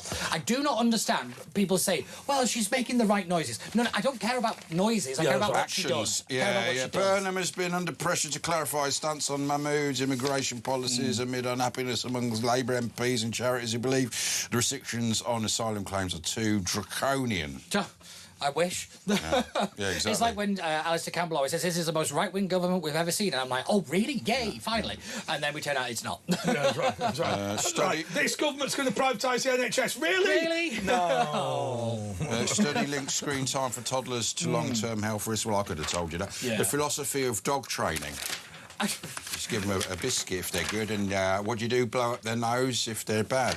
You do that? Blow up their nose? No, isn't that how they do it? Again, so you're supposed to blow on the nose. What was syntax? If a dog attacks you, like a vicious dog, apparently a stiff finger in the anus. I find that that would just work with most things in general. Because then apparently the dog will run away and look back at you, sort of traumatised. Yeah. Oh. No, that is officially what you do. If an XL bully... Grab it round the neck. And that quick, sudden, it's Bob. Rigid. You wouldn't like it, would you? No. And then they think, well, that's gone too far. I'm getting out of here. Yeah, it's not just dogs it applies to. I think anybody, you know, if being assaulted. I know certain people. It So on the tube, on that Elizabeth line, if Sarah Antoinette had got her in the headlock and put a finger up her bum, that would have been the end. Maybe we shouldn't advocate for that. I wasn't advocating it. I was questioning the logic. Because I'll tell you, if an XL bully ran at me, rightly or wrongly, I would run. Yeah. I appreciate that might not work, but grabbing it in a headlock and sticking my finger up its bum, no. Yeah, fair enough. Who are Daily Star? Thought of the day, we always believed Harry was a wizard in front of goal. Right, OK, and the exclusive, Harry Kane is magic, and this is about the Ghanaian witch doctor. The witch doctor who put a curse on Harry Kane says the three-line striker has made him rich and tips him to cast a spell over Panama tonight. He lifted the curse on Harry Kane after the Ghana match, and in the Daily Star, it says, rub Nana's hands to bring the three lions. Look, they haven't got his hand in there, but it's sort of about there. Can I rub Nana's hand, everyone. Rub Nana's hand. Can I tell you what this is like? I'll tell you what this is like. This is like when Uri Geller phones up. He made them miss the penalty once. No, Uri Geller. Yeah, he did. Uri Geller phones up and goes, the reason that this happened was I put a spell on them. Right? It's just a load of old rubbish. When he was saying that he was praying. He'll be watching us, you know, with his remote view, and be careful. He was praying that Britain would not leave the European Union, and then the lights flashed in Parliament. Yeah. Oh, he always says it after it happens. Oh, yes, that's the thing, isn't it? It's always after. Yeah. The Daily Mirror World Cup fever, the big apple. What's that say? The big apple cores, I suppose. Apple core, right. And so, we're in New York. Apple Court. We're playing Panama. We're playing Panama. I think we've got a win. Corp, group. Military an army of 30,000 It's a core then. It's a core. I know, I understand that. I'm just pronouncing it in a way that gives people an understanding of what it says. But it's like when in local government you call it council, not council. Yeah. That's always really no, you don't pronounce the P. Yeah. Did we play tonight? I have no idea. Yes, corpse. Corpse is a dead body. Yeah. The FT weekend, rush to fire Deadwood executives, unfair dismissal law changes, salary cap for action scrap. So now they're going to change these laws. What's this all about? Rachel Reeves, it's all backfiring on her. Roman holiday, Europe bakes in fierce heat. Well, we know all about that. Chaos alert over EU border checks as finger sweat causes faults in scanners. Yeah, this is hilarious. This kind of ongoing kind of border check system that, you know, we spent a fortune on. And also, each country seems to have a different system. Yes. And so none of them talk to each other. I mean, in typical EU fashion, but thank you, John Major, this is what you want to go back into. That's I mean, all right, it is Peter. actually hilarious to me that just a bit of finger sweat has literally caused so much chaos. It's hilarious. I remember going to New York. And honestly, I thought they were making me do a voodoo mating dance. It was like finger, thumb, eye, finger, thumb, eye, finger, thumb. I had to do it about 18 times. And I said to him, listen, does that bloody thing work? And he goes, the computer system is completely coherent. Oh, well, I've been stood here 20 minutes dancing like an idiot. Like a hokey cokey, isn't it? And then they did, we're on full mitigation. And Yeah, they can do it without, you know what I mean? They're It's not actually bothered, are quicker. they? Yeah. Greece dropped it all, didn't they, for They us? did, actually, Nice yeah. one, Greece. There's a Go couple on of holiday to countries. Greece. Support the Grecians. Yeah, I think Italy did as well, and a couple of others, actually. Basically, because the Brits spend money when they go on holiday. Well, support those countries. Yeah. That's simple, isn't it? They soon all follow to heel. The Sun, the soaraway Sun, bag of Panama hat-trick, Harold. And Harry to take kids to a die grave. This is about not Harry Kane, that's about Henry, Prince Harry. Prince Harry will take Archie and Lilibet to see Grand Diana's grave for the first time when they visit the UK next month. Maybe they can take and see a grandfather that they've never seen. I mean, they'll never meet. His leg's been cut off. They'll never. His leg amputated. Meghan's father, Thomas. Oh, right, sorry. I thought you were talking about Charles III. No, they'll never meet him either. None of us know him. The poignant trip to Old Thorpe House, Northants, will take place days after what would have been her 65th. I can't believe it would be her 65th birthday. Yeah, well, yeah. Standoff over UK security for US-based Harry means his kids, 7 and 5, never seen Di's resting well. They've never met a lot. No. We've only ever seen the back of her heads. Actually, in reality, how many people regularly go... I mean, right, so let me just be clear.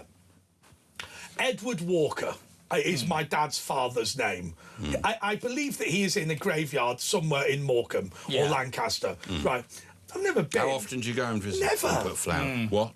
Never. I know most people... My dad... No. Does your dad not go? My dad won't appreciate this, but my dad inherited money to pay for the gravestone, but he was only 21. Oh, no. Right? Oh, no. And the years all melted into one. So you can't even see the grave now. It's all covered in long grass, is it? The reality is, though, we're conservative Catholics, ergo we believe the body is just... So all flesh is... That's your excuse, then, all flesh is godly, right? Therefore, you don't destroy it.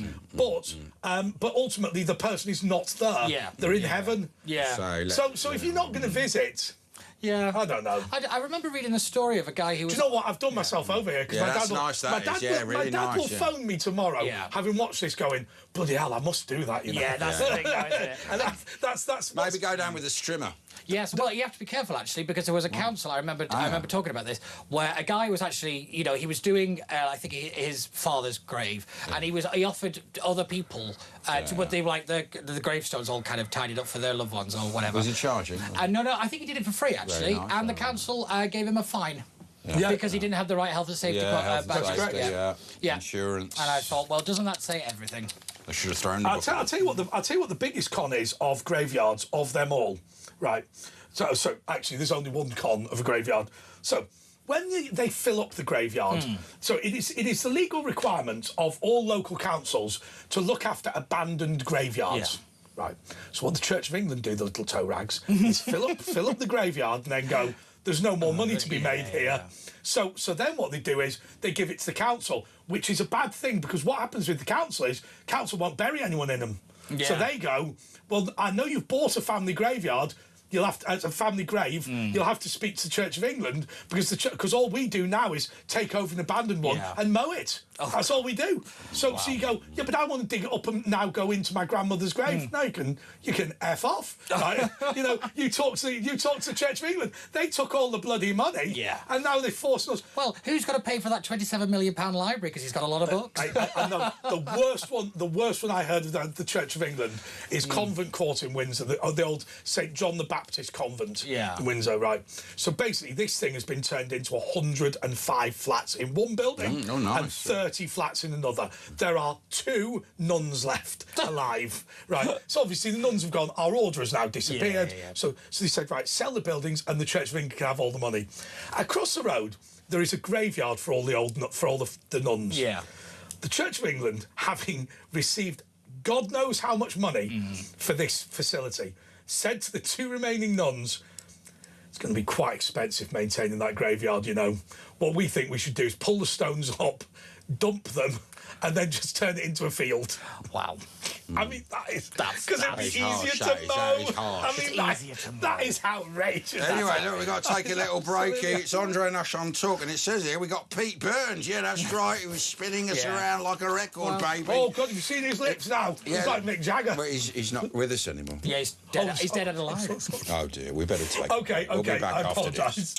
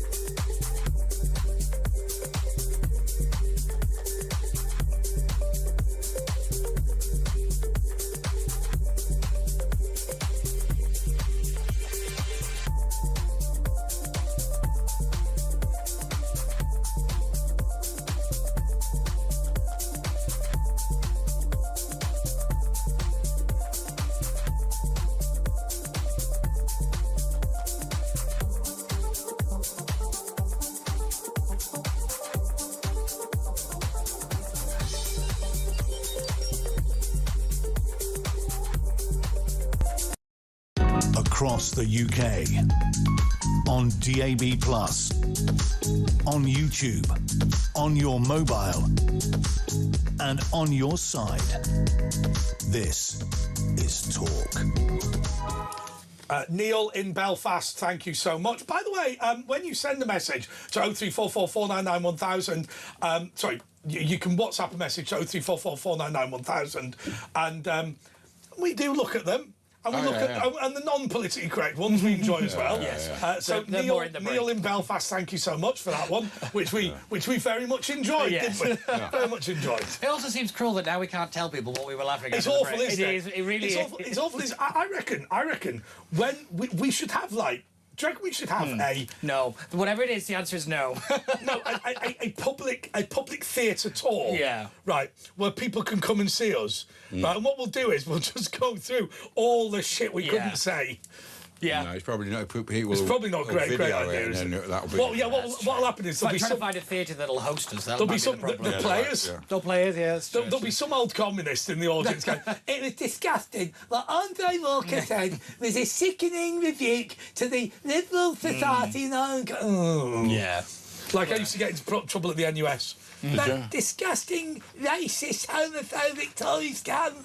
Oh, it's dreadful. The Daily Mail terms of Harry's new Brexit deal that will see the King reunited with his grandchildren, because they have to do a business deal now, because, of course, he had to go in the tradesman's entrance, Harry, last time, and be searched, and he can't be trusted because it'll end up in a book or a film. So Queen Camilla insisted on being in the room whenever he was with King Prince Charles, and so there's no trust. It's gone, and I think they're delusional, thinking there's a way back. I think he wants to meet the two grandchildren, obviously. I think but they're going to be very wary of him, and if they go out in public, they're going to get booed, especially her, like crazy. The reality is, if you go and meet King Prince Charles for a private chat, I'm afraid the room's bugged, isn't it? Oh, yeah, there is no such thing as a private chat whenever Harry is around anyway. Because I would, if I was the private secretary, I would say, Your Majesty, here is the recording device, which it will be attached to nothing, right? And you can delete it or keep it or whatever, but I would strongly advise you to covertly record this meeting. Oh, I wouldn't covertly do it. I'd literally just put it on the table in front of him and say, this is the situation we're in because you wrote a book that wasn't Benn true. used to do that in all his interviews. He'd get a cassette recorder out, and that great socialist hero of everyone who made sure his inheritance tax was avoided, didn't he?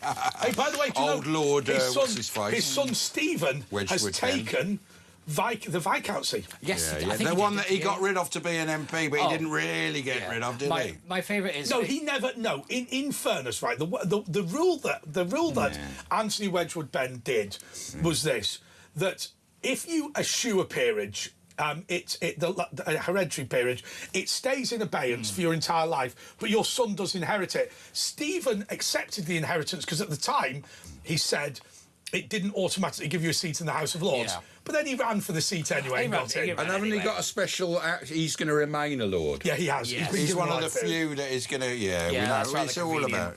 My favourite thing that Tony Benn ever said is, you know, you should always ask... who has got power over you, you know, because they're probably unelected. Said Lord Benn. I was like, you know, he was always one of these great people who was actually very much of a Brexiteer, but from the left-wing perspective, self-awareness has never been a thing for the left-wing, has it? I loved when he always used to put smoking permitted signs up on the train. He had some very good things, didn't he?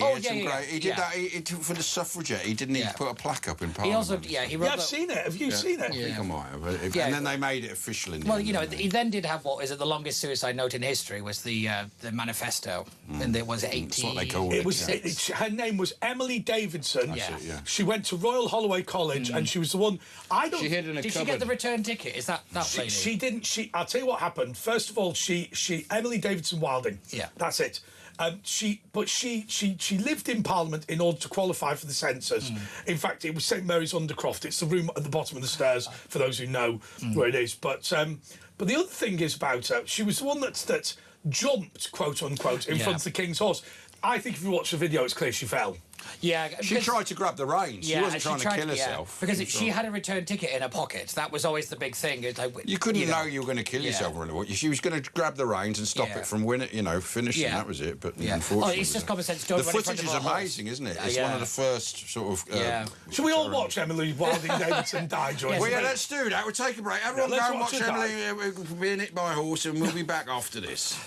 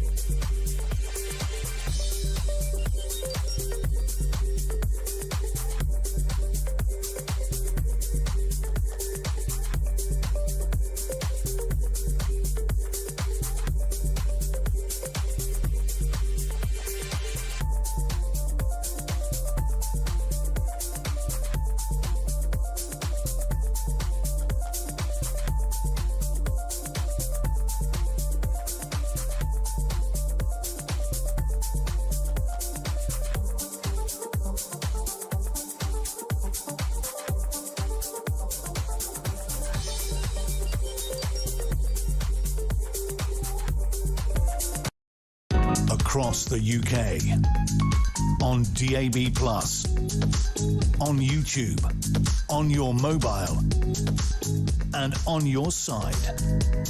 This is Talk. So for reasons I cannot explain during the break of the press preview, is we were singing the various surprise... it wasn't all of us. I'd just like to make this very clear. I had no idea what was going on, and I was merely just sat here. The various surprise theme tunes. Yeah, there's one at the beginning, and then there's one at the end. No, the one at the beginning was there's a school of soul surprises. It's like a never-ending game. No, that was at the end. If nothing is impossible. Yeah, because what would happen? They go, thingy and thingy, you haven't seen for a few, and they'd be crying, and she'd go... The murder, right between the eyes, and they'd be blubbering in the background. That's it was right. very well done. That's actually. right. They go. It would start like this. It would go, surprise, surprise, is sponsored by Talking Telecom, and she'd go, life is full of surprises. It's surprising how dreams come true. I'll tell you what, I always used to love at the end of Surprise, Surprise, Pete, where they go, now, Susan, come sit here, tell us what happened, Chuck.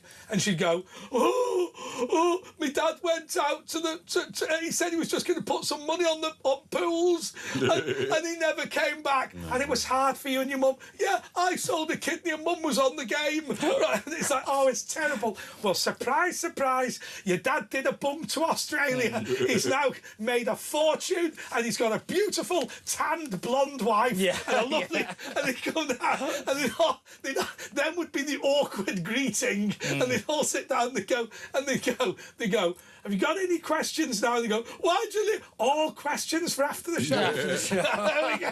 All questions. Oh. And you think, can you imagine? Most people would have thumped him. Yeah, probably. Like, so, well, surprise, surprise, he did run off with Susan next door, and now it's been awful. And Bob Carroll Jeys used to be on it, didn't he? Bob Carroll Jeys. I used to love. Do you not know about Bob Carroll? Did you not study him in history and Spit the Dog? I've never seen Surprise. I've no idea what you're actually talking about. The best bit was, they go, Bob Carroll Jeys is out in the Hebrides. Right, it was a Sunday night in December, broad daylight. Right, the door had opened, all mic'd up with a ball gown on, going, Bob, what a surprise to see you it is. And you go, surprise, surprise, I'm here on behalf of Scylla. Come in, here's my husband, he's there in a bow tie going, all right. Yeah. Sit down. It's fair to say that some of those Sunday night doorsteps by Bob Carroll Jeys were recorded in advance.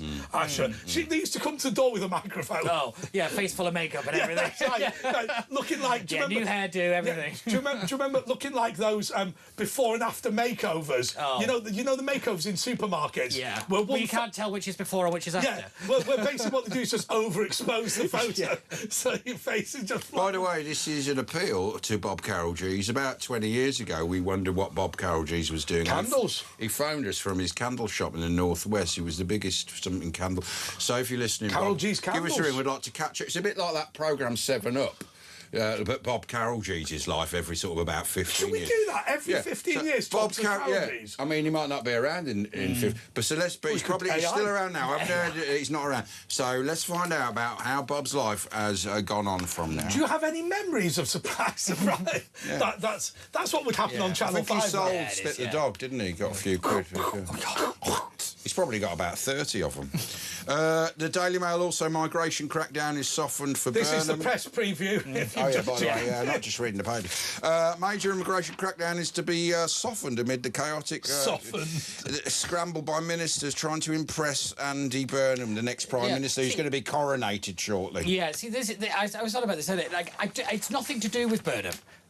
Realistically... They're all going, look at me, please pick me. That selfie of them all in Parliament, I thought was awful. Also, the fact that Rachel Reeves didn't turn up for Keir Starmer's resignation, but she happened to be in the photo, I thought that was very telling. Could he be hated more than Starmer? I mean, I don't think that's possible. I don't think that is ever going to be possible. I thought... Yeah. I worry about the exit tax idea. Now, I appreciate this is a report from Guido Fawkes' blog. It has not been confirmed by the Burnham camp, but the wealth tax plus the exit tax. Yeah. So basically, if you try and move your assets out of the UK ahead of the wealth tax, it's going to be stopped. Yeah. So we're going to be in a situation like we're in the 1970s, where you're going to say, how much cash have you taken out with you? How much assets, what's being transferred abroad? Yeah.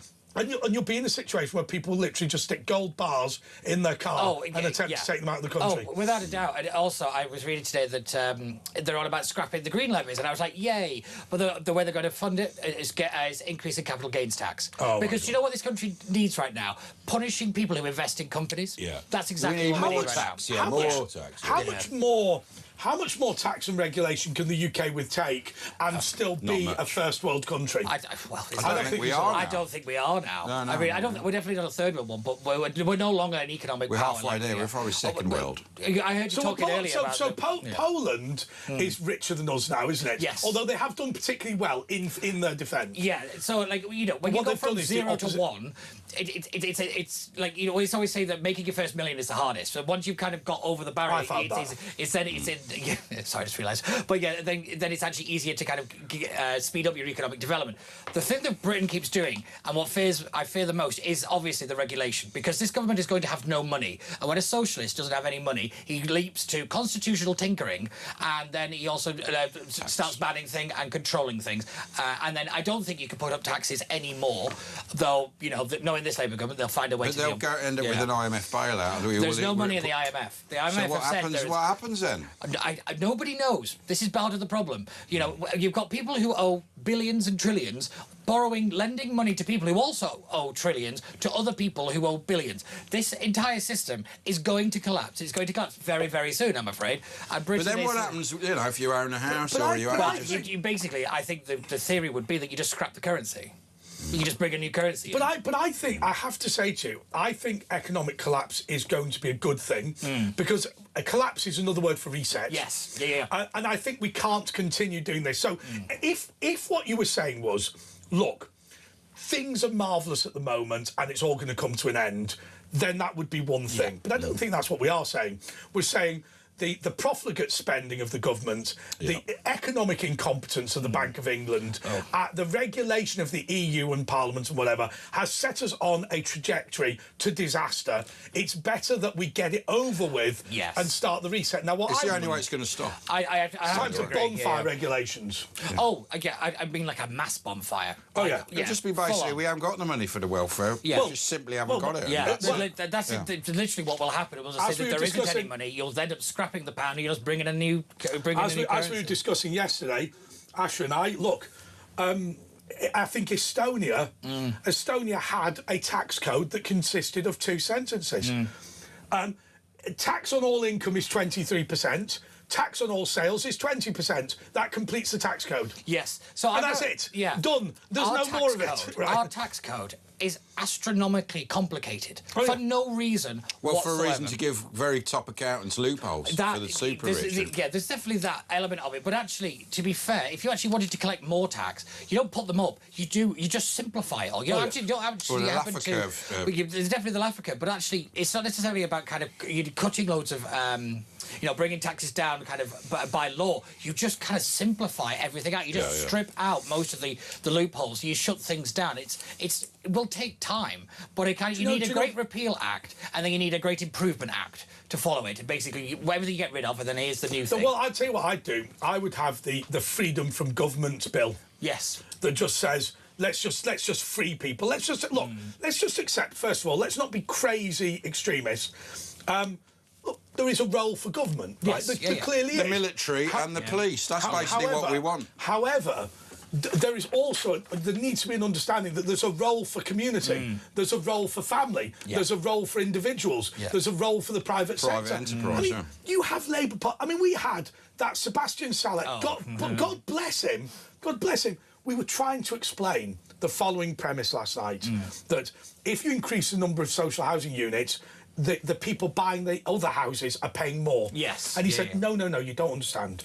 Social housing is paid for by developers. Trick where he says, I don't understand why you don't get it. He does that all the time. It's very annoying. He said to me, social housing is paid for by the developer. We were going, no. Right, the development pays for. And it was what was amazing, I thought about him, was that conceptually he's not a bad bloke, but conceptually he simply didn't understand. Yeah, he didn't understand that a bigger social housing contingent puts up the price of houses for those people that buy them. Yes. He doesn't understand no, that. He doesn't. He doesn't believe that's the case. Yeah, and unfortunately, there's a lot of people higher up the chain in the Labour Party that also don't understand that either. It's amazing, the economic illiteracy. Oh, but I would say right across the House, across most political parties, because that's the state that we're in. I mean, I remember seeing a Labour MP, and it could have been any MP, but a Labour MP he said to Andrew Neil, what we are doing is we are doing two things. We're ensuring that there's more liquidity in the market and we're recrediting banks' balance sheets. And he said, no. You have to understand, those two are opposite things.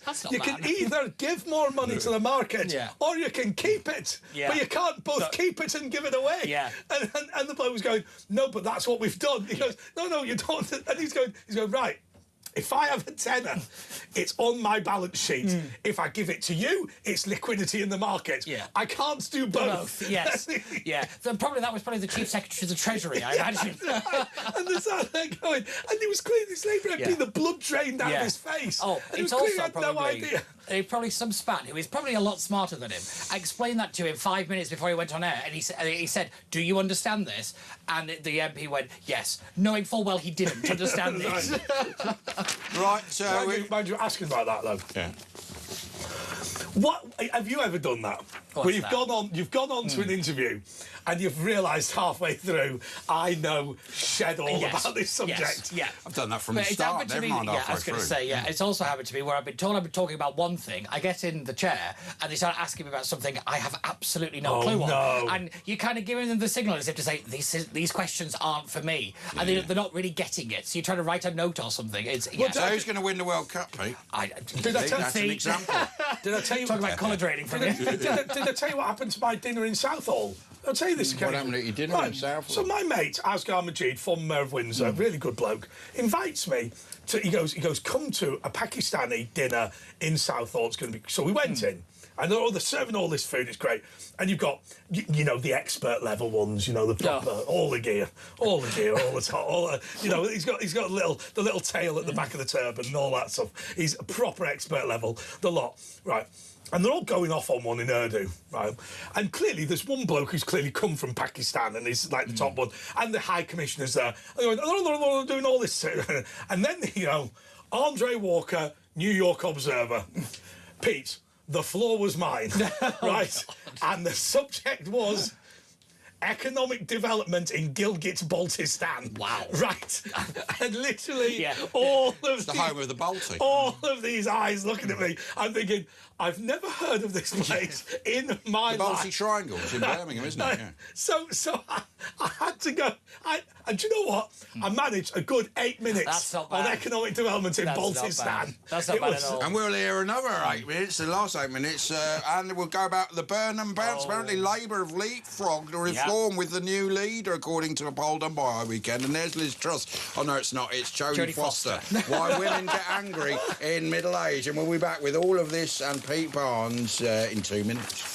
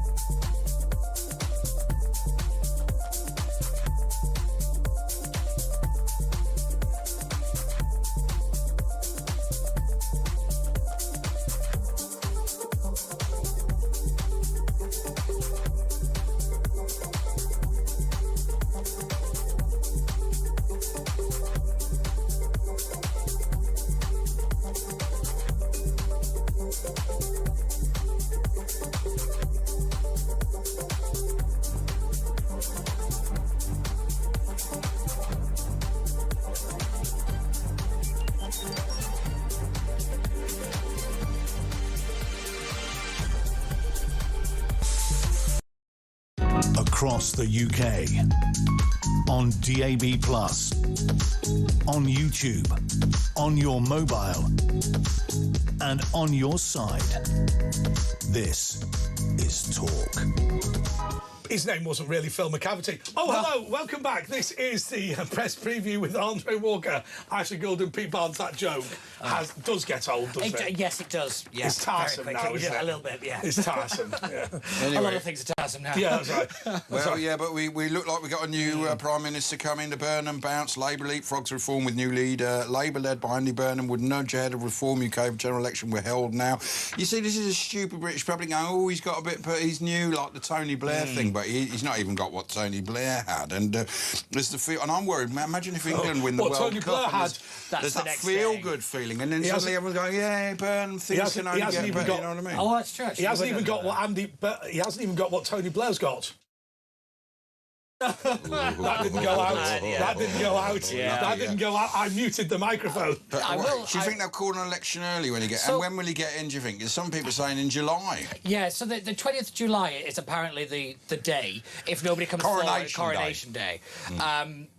I think Andy Burnham would be smart to go for a general election. I really do. But he's pledged he won't. I know. Well, again, a Labour politician pledging to do something and then doing something else. Yeah. We never saw that one. What would be your projection of a general election result? By the way, this chair is making me sit like that. It's just horrendous. Honestly, I'm thinking of buying a chair and just leaving it in the office. I'm going to say, this is Andre's chair. For a general election, the common consensus would be a Tory Reform coalition. However, at the moment, we're seeing the rise of Burnham and the Labour Party and the slow-motion collapse of Reform UK at the same time. Are we? Because somebody's just got in touch saying you haven't talked about David Bull yet. Yes. So, Dr. Bull was on Channel 5 today, and he basically said that Nigel needs a holiday. I would point out... Which is code for drunk. Yes. Also, it's code for burnout. Yeah. And there's also the fact that this £5 million thing from this crypto billionaire has been handled catastrophically. He should have just declared the money. And also, don't run around telling people I could buy Ferraris and it's not the public's business. Having spent the last 2 years saying politicians need to be a lot more open and honest and transparent with the public. He did it before he was running. Yes. Didn't he? So the thing is, what a good team would have done would have said, the press is going to go through everything Nigel Farage has ever done or never said, so get it out in front of it. This is the big problem. Get ahead of the story. Get ahead of the story. Reform never do it. Here is my understanding of the legal position. Yeah. So, OK, Nigel Farage had said he may run as a candidate in the 2024 general election. Yeah. Then he said he wouldn't, and then he accepted the money. Yeah. Right, OK. I think that for it to be a compliant, declarable donation, I think he has to have declared for a specific seat. I think you're right. Not say in general I have an ambition. Yeah. Because if I turned now and said I have an ambition to be a member of Parliament, would that mean that in 15 years' time I would have to declare everything I'd earned in the interim period? See, I agree with you. I think you have to have declared for a seat. Yes. Which he had not done. Which he hadn't done. However... It's a mess. It's a mess. And also, it's an optics problem, which is the worst problem to ever find yourself in, because he's now going to have to rely on lawyers, which he's just spent 2 years saying shouldn't have anything to do with things, and he's relying on process. Doesn't this sound awfully familiar? Yeah. But this is the big problem, is that this was an open goal for the left to literally take, a quick win out of Nigel Farage. But the thing is, they removed his security in the hope that someone might hurt him, basically, because he should have been given... You give the opposition leader the full security the Prime Minister gets, and he was the leader in the polls. He should have been given... Obviously, they took it away, like the Trump Secret Service, when they gave him so that, he might get assassinated. This is what they did with Farage. They're hoping he'd get killed, basically. 100%. If he'd have said very clearly the money had gone and he'd spent it on security, here are the receipts, end of conversation. At first, it was to buy a house, then it was for security, and then it was a gift for winning Brexit. Well, you have 3 stories, and you tell the public it's nobody's business. This is how the story continues. I go back to the same situation with the BBC. You've got to shut it down, and the supposed anti-Semitic comments. He said that was... What about... I never said a thing. Then if I did say I'm sorry, if I did say something, well, I'm not really sorry because who cares? It's the multiple stories. What about the idea that nobody cares? Because I personally don't care. But that's me. Yes, I think this is one of the big things that the right has to get out of. It's not about us. It's about the public. Okay, and if the public... This the is perception. Yes, the perception of it, because let's not forget Nigel Farage is not beloved by the nation. No, and I think this is, yet again, it's adding to a negative favourability rating and say, oh, look, Nigel Farage has got something dodgy to do with donations. There's a shock. It is about the left's ability to cement that How would you fix it? At this moment in time, you do a full mea culpa. You literally make all your accounts public. This is the only way. It's the only way. I have to be Radical honest. transparency. I have to be honest with you. My instinct would be to do the same thing. To say, here is the costing of the security. Yeah. Here's what I spent it on. Blah, blah, blah. Yeah, and then when a journalist asks you about it, don't be so tetchy about it either, because that just also then it's just like they look like the poke in the bear, and the BBC just will continue to do it. It's like when they said restore is not a thing. Look what happened. The BBC jumped on it, and the story didn't go away. It's the Streisand effect. But isn't part of the problem now that Nigel Farage is used to being the belle of the ball, and the scrutiny now, his team is not quite up to that level where they can cope with But that might be a good thing at this stage with 3 years possibly to go to. I agree with that. Yeah, oh, definitely. They might get to sort the house out. All the things that reform, I always criticise them on, they can turn around. It's not like, run around saying the racism of some nonsense. These are things that you can actually do, but it's reform's responsibility to change it. Well, in that case, that begs the next question. How far behind are they? If you had created a political party when they created their political party, would you be happy or sad with the progress? Sad. Would you? Yeah, because they should have taken Makerfield, and they've had 4 by-elections where parliamentary seats have been on offer. They've lost all 4. So they haven't built on it. Basically, they haven't built. Yeah. So they were able. No. There's been 5 by-elections, and they've won 1. Yeah. Which is very, very impressive. That was quite a way ago. But it's unfair to say there were only 4. Yes. There were 5 and they won 4. The one that they won... 4. Yeah, lost 4, sorry. But the one they did win was very impressive. Quite a while ago now. And this is the point, is that quite a while momentum, ago politically. Politically, and also it's that fact that the momentum has stalled. They keep running around saying, well, we've won 300 polls. No, I think maybe less than 5% have given them a majority. But this encourages Burnham to call an early election before they get the house in order. Exactly, and this is the thing. If they don't have the candidates, if they don't have them properly vetted, they're in for a bit of a rude awakening, and it could be the end of them. Will this heatwave persuade people that Ed Miliband is sensible? Good question. Because that's why they're saying they want to ban aircon, so people are uncomfortable, and they're saying, well, you should feel uncomfortable, and then realise it's... Because I think to some extent, this is good news for Ed Miliband. Yes.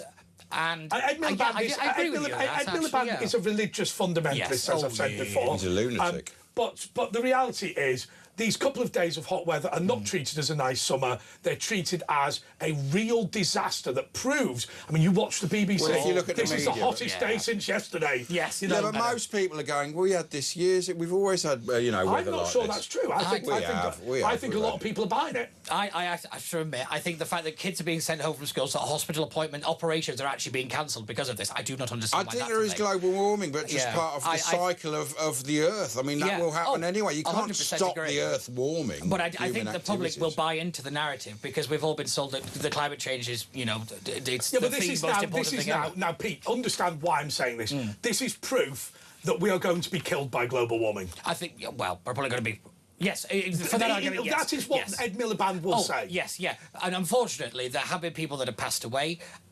But yet again, it's like the heat has been a contributing factor. I mean, far more people die in the winter. Far more people die in the winter than the summer. And if it gets warmer from global warming, that will be net less deaths because thousands and thousands of people die in the winter. It's not thousands die of the heat. So this country getting warmer will actually lower the deaths, and our climate will actually be improved with global warming. But with respect, actually, that wasn't the point. The point was, is Ed Miliband going to be able to weaponise this? I believe the answer is yes. I think but I think Ashley's right with look at the media narrative is literally pushing us in that direction. It's the same thing they did with COVID. Once they started having the death count on the BBC News every night, this is how there's loads of scientists that disagree and they get cancelled. Let's just be clear. There is a yellow weather warning in Cumbria tomorrow for the weather being 21 degrees.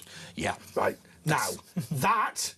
My dad wouldn't get the barbecue out. I know, Right? For 21 degrees. It's a lot for Northerners, though. I mean, it must be really tough up there. I am not surviving it, I have to admit. But I find it quite funny that people pay a lot of money to go to other countries where it's warmer than this. Yeah. Like, every year. We literally pay to go to countries where it's this hot. There's people on holiday now moaning and jealous of our weather here. Yeah. Yeah. I think that these 2 or 3 days of heat will cost us North Sea oil. I think that this will be Ed Miliband's justification for saying no, never. We've proved it now. The science is settled. You saw it got to nearly 40. It didn't.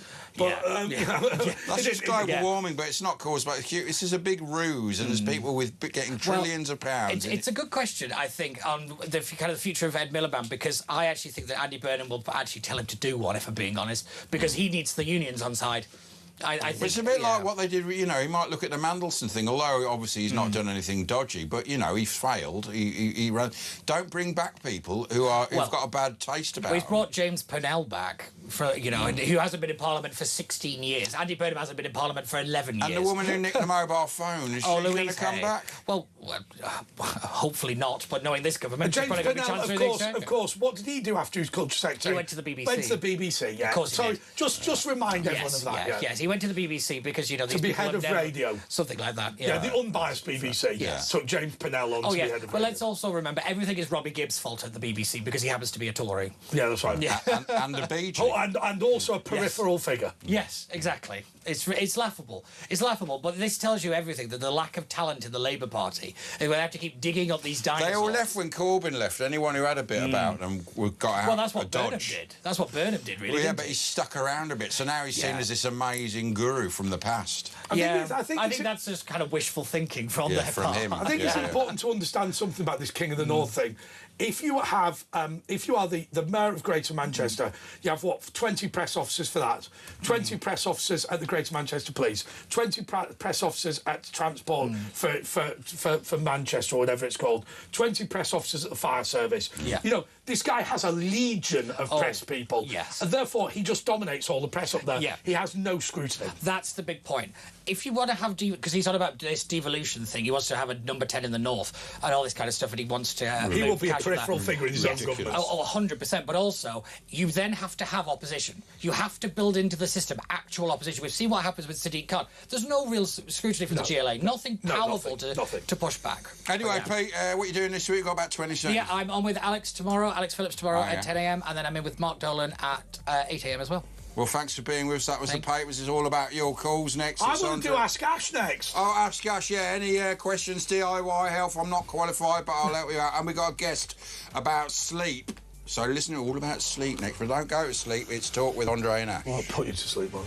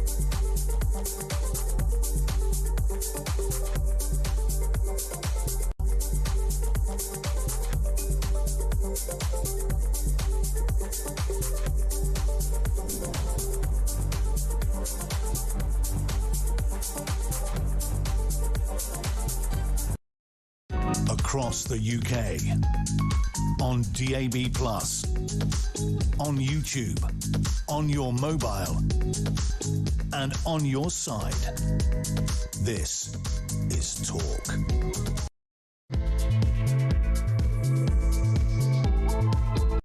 Right, OK. Asher and I often stay up late. I go home, I get home at about 2:30 in the morning and normally have dinner at maybe 3, 4 in the morning, go to bed about 6 in the morning. And people find it very bizarre when I send them a text message at 5 in the morning, but to me, that's entirely normal. It's also normal for my producer, so it's all good. Anyway, apparently not having any sleep is bad for you, although I personally think sleeping during the day is great. We've got with us sleep expert James Wilson. Oh, he's not. He's calling himself the sleep geek. Yeah, right. Why not? What? He's a sleep geek. Is there other sleep geeks? Come on, sleep geek. All right, man. How you doing, man? You look wide awake. So, look, we got loads of heat. Loads of people can't sleep. It's going to be about 24 degrees tonight. How do you deal with the heat, man? Well, I'd get your windows open tonight and get that cold air. Well, I could have told you that. You know, can we? You know, you're an expert. It's simple things can really help. Just open the windows, is that it? Open your windows. Have a separate duvet to your partner. If you've got a pet in the bed, maybe get the pet out of the bed. Yeah. And try not to worry too much about it. Most people convince themselves they're not going to sleep poorly, and they end up sleeping poorly. And a fan. I have one of those little fans, you know what I mean? Yeah, some people find annoying, some people find it helpful. It's all about the individual. What do you think of me, that I like a loud and cold environment to sleep in? I think everyone's different, and you need to work out what works for you, and you've worked out what works for you. Also, I'll tell you the other thing that I do. I like to put on radio programmes loudly at night, and then I integrate them in my dreams. And then you wake up knowing the news. No, I do that as well. Yeah. I do that. But everyone's different, so you've worked out. No, it is about working out what works for you. It's not about like everyone's got to have a dark room. Everyone's got to have a certain. Well, most people have not got a dark room, have they? I mean. Well, photographers have. What about owls and larks? I mean, like Andre was saying, you know, we're often up till, 6 and sleep a bit in the day. Is there a proper DNA reason, or is it just how your lifestyle's ended up, or is there actually a scientific basis? There's genetics in it, so you'll probably be quite similar sleepers to people who came before you, and it is also lifestyle can help. But if you are doing a job like you're doing now, it's better to be an owl than it is a lark. Do you think it could be? Do you think it could be that my family are Greek? Because Greeks, they have their evening meal at like 10 o'clock at night, go to bed about 2 in the morning. You go clubbing on a Saturday at midnight. But I would say that's more like that. That's how they've developed to deal with things like hot weather during the day. So they've just shifted their meal times. Yeah, I get that. Yeah, but it's carried on with Andre, who doesn't live in a hot place. But it's what is genetic memory. The genetic memory. The people came before him, and they're suited to that pattern. So what's your? I mean, how did you become the sleep geek? Self-declared. Self-declared. My family made mattresses, and I couldn't sleep, and so I decided to try and do something about it. And that's really, they made mattresses. So they were sleep geeks in a way as well. They were. My grandpa was also a sleep geek, yeah, and he taught me there's 2 things you need: a good mattress and a good pair of shoes. What, to sleep? No. Is that the secret? Wear shoes in bed? The shoes are in the day, the mattress is for night. Right, yeah, you don't want to get them mixed up, unless you're a lark. Your granddad, if I'm being honest, sounds reasonably dull. Oh, no, you could say that, that's fine. No, on the serious note, so you find it difficult sleeping, your family own a mattress company. What did they tell you should do? Well, they didn't tell me much. I learned how to sleep better. I understood myself. I stopped worrying quite so much about it. And whenever a bad night's sleep, I remember the best thing for good night's sleep tonight is a bad night's sleep last night. So tell us about mattresses. You know, it's in your family. What is it? You know, these memory. I've got a memory foam. It's pretty good. What are the benefits and what's the best type of mattress? So we talk about sleep in the heat. Foam's not great for the heat. Because of the air. Yeah. Yeah, because it's an insulator. You put foam around a water tank. If you put your body in it, it's going to make you hotter. Can't you get air-conditioned ones? Because they're very porous. You could have an air conditioning unit at the bottom and then in other countries, they do have air conditioning. They have air conditioning for your mattress. So I'm sure. It's typical. I want that. Banned in this country. Typical. I wouldn't say it's banned. It's just not. It's not got here yet. Do you remember the Thora Hird adverts where she'd be, oh, look at this bed, and she'd press a button and she'd sit up, and then she'd press a button and she'd shift. Do they still have those sort of beds? Adjustable beds. If you've got a bad back, they can be really, really helpful. Yeah, I have got a bad back, actually. psychic as well, you see. You could pick that up. What about this idea of going for a siesta? Tell us, is that a good idea? Yeah. If you doing the job you two are doing, yeah, I think if you're not sleeping at night, then have a nap during the day. But micro sleeps, like 20 minutes, like Margaret Thatcher. Minutes, she never slept, but she had little micro sleeps. 20 minutes, 25 minutes. Have a nap. But if you still sleep at night and you have a napping day, then that might be the problem. Our big problem. I'll tell you our big problem. Honestly, people turn round to us and say, "I can't believe you only got up at 1 in the afternoon," and you go, "I went to bed at 6 in the morning." Still. Well, what do you mean? Exactly, fools. What do you mean still? Yeah. The thing is with sleep, like, correct me if I'm wrong, it's important to get you a good few hours in, because what happens is your fluids, it's basically your memories get stored, the ones that you need and the ones that you don't get thrown away. But the most important bit is the fluids in your brain, your sort of brain fluids wash the proteins off the synapses, and if you get a build-up of not sleeping, you'll end up with, like, dementia and Alzheimer's from protein build-up. And they say this is probably, or possibly, what happened with Margaret Thatcher and Ronald Reagan, who didn't get enough sleep, and then these proteins build up, and it results in Alzheimer's and forms of dementia. Normally you have a genetic predisposition to those conditions, but yeah, during sleep, after about four and a half hours, your brain goes through a wash, gets rid of neurotoxins, and then during REM sleep, which is later on, which rapid eye movement, the deepest form of sleep when your eyes are moving. Why? Is that what you do? Like, no, they're just, you can see, when you can see the eyeballs moving under the lids. That's rapid eye movement, and you're dreaming. It's your deepest state of sleep. Am I right or am I right? Well, there's another stage of sleep called deep sleep. It's a stage of sleep where you go through like an overnight counselling session. So it's where you work out what's happened the day before, put memories into the right category, and work through the emotions of the day. And if you don't get that, it makes you a little bit more, a bit less... Now, let me just say, there are people who've got in touch who say that you look like a cross between Chevy Chase and Gok Wan. I get it quite a lot. In fact, my niece once saw Gok Wan on the telly and thought it was me on the TV. So, really? Yeah, Which one, Gok Wan or Chevy Chase? Gok Wan. OK, what about somebody else saying that he loves it when his wife wears either red or black stilettos in bed? So people do approve of your granddad saying wear shoes in bed. It's got nothing to do with sleep. It's incredible. There's weird and wonderful things people do to sleep better. I don't think that's related to sleeping. Well, that's what his grandpa, it was his secret, his granddad's secret. OK, well, yeah, so now what we need to do is go through the top 5 tips for better sleep. So we're going to do them top 5th. Come on. No, the bottom. Start with the one that's not the best, and then that's 5. Is it right? OK, so number 5, sleep tip. Well, I'm going to do it in the order you should do things. So first of all, you should maybe have a bath or shower before bed, because you need a drop in core temperature to fall asleep. At that point, put your pyjamas on, and then start to wind down. Why pyjamas? I mean, because that's going to warm you up and stuff. Well, in the heat it will, but generally, get yourself ready for bed. So lock the doors, put the pets out, make sure everything's done. Because then your body knows, next thing we'll do is sleep. Make sure your bedtime's right for you. So if you're a lark, don't try and go to bed at 11 o'clock at night. If you're an owl, don't try and go to bed at 9 o'clock. Watch something funny, listen to something you enjoy, relax. If you feel sleepy, go to bed. If you wake up in the night, think about something that you love, and that'll help you go back to sleep. I was told by a sleep expert that if you wake up in the middle of the night, you shouldn't try and go back to sleep. You should get up, maybe have a cup of tea, and go back to bed an hour later. What you need to do is reset your brain. So you can do that in bed. You could listen to somebody. You could listen to like talk radio, for example. You could. I'll put you to sleep.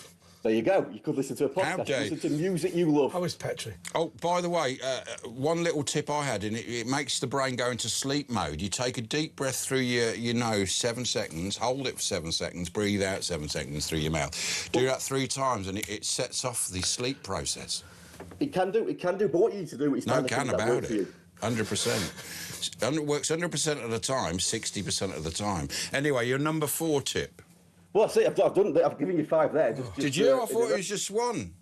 Did you give us 5? It was half or I went into a sort of blank. I blanked out, like Bobby Ewing in Dallas. Well, no, I'm not going to ask this question. Go on. What about getting hideously drunk?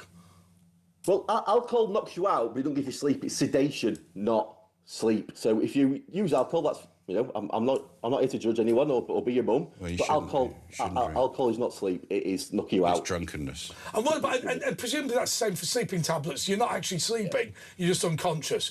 So is there any value then to being unconscious? In terms of sleep, no, because during sleep you go through physical recovery. In deep sleep, you go through emotional and mental recovery during REM sleep. So no, actually being knocked out with alcohol, particularly that REM sleep, that's emotional recovery, you just don't get it. But the interesting thing is, and I worked this out like Galileo in my own dream, there's a part of you that stays fully awake to look out, I suppose, for predators in the wild. And I was having this dream, and in the dream I needed a wee really badly, and I kept going into this corner and thinking there's no one, and then someone would turn up, and it was my brain that was awake telling me do not urinate in the bed. And then it got so bad I just literally woke up when I really needed to go, and it was clever. I've done that loads of times. But your brain there's part of your brain that's fully aware all the time and making sure you don't do stupid things in your sleep. Well, in sleep, you come out of your sleep cycle about every 90 minutes, and at that point you're checking to make sure you're safe. So every night you wake up at least 3 times. Could be up to 6, some people up to 15. It's part of why we're still here, because we're checking for predators. The connection between stress and sleep in humans. What about this amazing thing that, obviously, imagine you're dreaming about running. You don't actually run. There's a way your brain cuts off your body and says, right, at the moment, we're thinking about running, but I'm not going to tell my legs to run. That's the awake part. So during REM sleep, you're paralysed. That's sleepwalking is when the paralysis switches off and you start walking around the room. And why does that happen? It's to stop you acting out your dreams. So it switches off your... No, sorry. I understand why that happens. Why does sleepwalking happen? Because part of your brain wakes up, but the part so the paralysis bit wakes up, but the rest of your brain doesn't. And the other way around, sleep paralysis, you wake up, but you can't move. That's because the paralysis part of the brain I hate that. Have you had that? What? Where you wake up and you can't move? No, I've not had that, no. You go, no! Sounds terrifying. I had a cousin once and she slept like on her arm like this, and she got a dead arm, and she woke up and she thought someone's hand was resting on her head. She didn't realise it was her own hand. But so what, do you make a living doing this? Do people come and go, doctor, or you're not a doctor or whatever? I'm not a doctor, no. I do make a living out of this. I help people, I help sports teams, and I help people sleep better and do better in life. Yeah, because obviously with the World Cup What about pleasuring yourself, though? That's a good sedative, isn't it? The hormones released by an orgasm are really helpful for sleep. The endorphins. The endorphins are really helpful for sleep. Yeah. Now, if you do it with someone you love, it's probably going to be more beneficial, but you can do it on your own if you want to.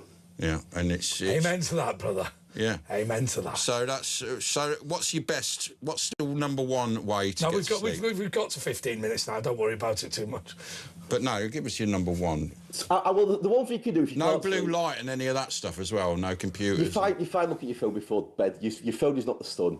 You know, it's based on a bit of a myth. So that's a load of rubbish. I thought so, because I always have a look, you know. It depends what you're looking at. If you're looking at something that annoys you, you won't sleep. If you're looking at something that makes you feel relaxed, you will. Yeah. And what about reading? All right, let's not get crude on the show. Is reading a good thing to get to sleep, or does it make you think too much? Depends what you're reading. If it's something that turns your brain off, it's fine. If it's something that gets you too engrossed, then it might be a problem.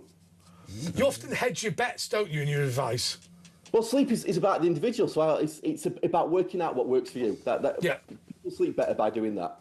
Great. It's like the Andy Burnham of sleep advice. All right. Well, thank you so much. Thank you, James Wilson, the sleep geek. And next we've got Ask Asher.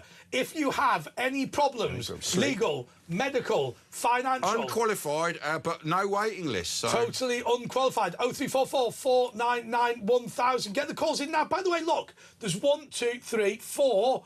slots available. No, there is no 3. We've got Mark, Robert, John, James. No, but if you phone now, you will get through to Ask Ash. 0344 499 1000. Ash will be back in a minute.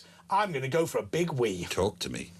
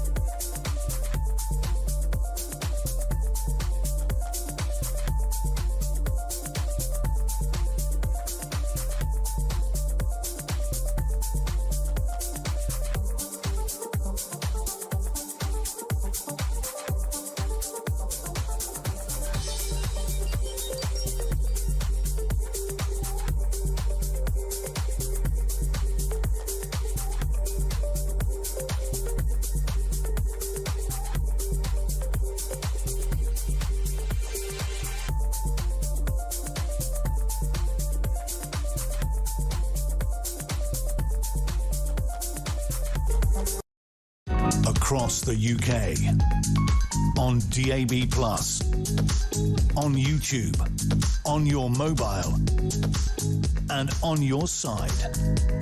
This is Talk. Yeah, it's Ask Ash now on Talk. Any advice you need? 03444991000. Andre's gone on a security walkabout. Let's talk to Cindy in Michigan. Cindy, how can I help, man? Hey, Ash, I had to think really hard how to phrase this question, so here goes. Can we remember Henry Novak for just a second? Yeah. Well, actually, a moment. I just wanted to ask, like, and this is like a rhetorical question here almost. You know, how can a lovely young man be just seen as not even a person, but as a label, a far right? That's how they've been trained, isn't it, the police, to react to racism above anything else. And so hardcore that a person says, I've been stabbed, and you don't check him. You say you're immediately lying. Horrendous. Yeah, I don't think so, mate, is what they said to him. And then when they arrested him, they didn't cuff him. They took him to pick up his dinner. And the call handler saying, well, you say they're racist. What did they say? And he said what he made up, he'd said. And the call handler goes, that's great. That's what I needed to hear. You know, as if they'd hit the jackpot. Yeah, that's all. You said the magic R word. We'll be right down there. How can we as a society make sure that he didn't die in vain, Ash? Well, we are trying that. I mean, you know, it stayed in the news. They didn't want it in the news. They tried to keep it down, but well, they're trying it with the Online Harm Act. They're trying it with the Online Act. They're trying to. Yeah, go on. We were talking about it a lot, even here. Yeah, but they still don't seem to do anything, do they? You know, the world moves on and it gets forgotten, and that's what they're hoping about. But hopefully, it won't be forgotten. Yeah, and that's also, you know, it's another reason why I love Talk, because we just did it. We just did something. And in America, there's no news channels where you can phone in like this. Isn't there? And that's what sucks. Why isn't there? I thought you had all that talk radio in America. I thought it was all about that. What's happened? I don't know of any. Oh. I'll have to do some research. I don't know of any. I thought they had loads of them out there, but I don't know. Maybe it's changed. I'll have to do some research. Or put the radio on. I don't know. Maybe. That would help, wouldn't it? You put it on and then you'll hear what the... Yeah, if I had a radio, huh? You see, I've got... Well, you need to get a radio. That's Cindy, another satisfied customer. Let's go to Andrea. Essex, Andrea. Hello, Ash. Morning. Hello, Ash. You're one of my heroes. Thank you very much. I try. Yeah, you, Kevin, Julia. Thank you. Thanks, Andrea. But anyway, I'd love to have heard your impersonation of Michael Jackson week before last. It was hilarious. Did I do a Michael Jackson? Oh, really? Yeah, you did, about him sleeping with children. It was hilarious. Ash was laughing myself silly. But anyway, question. Yeah. Today, to get this god-awful Labour government out in any shape or form, today I joined the Tory party and the Reform Party. Have I done the right thing to try and oust this Labour government? What do you think? Well, I mean, yeah, obviously they're the two parties. There's also the Restore Party, but there's a bit of a split. Do you think they're going to have to come together, especially if Burnham calls an early election? I'd love that, but I just can't see it happening, unfortunately, Ash. Well, I could do if there's a honeymoon period, say England do well and everyone's going on about... He's already beating, according to the poll, Farage in popularity, even though he's not even there yet.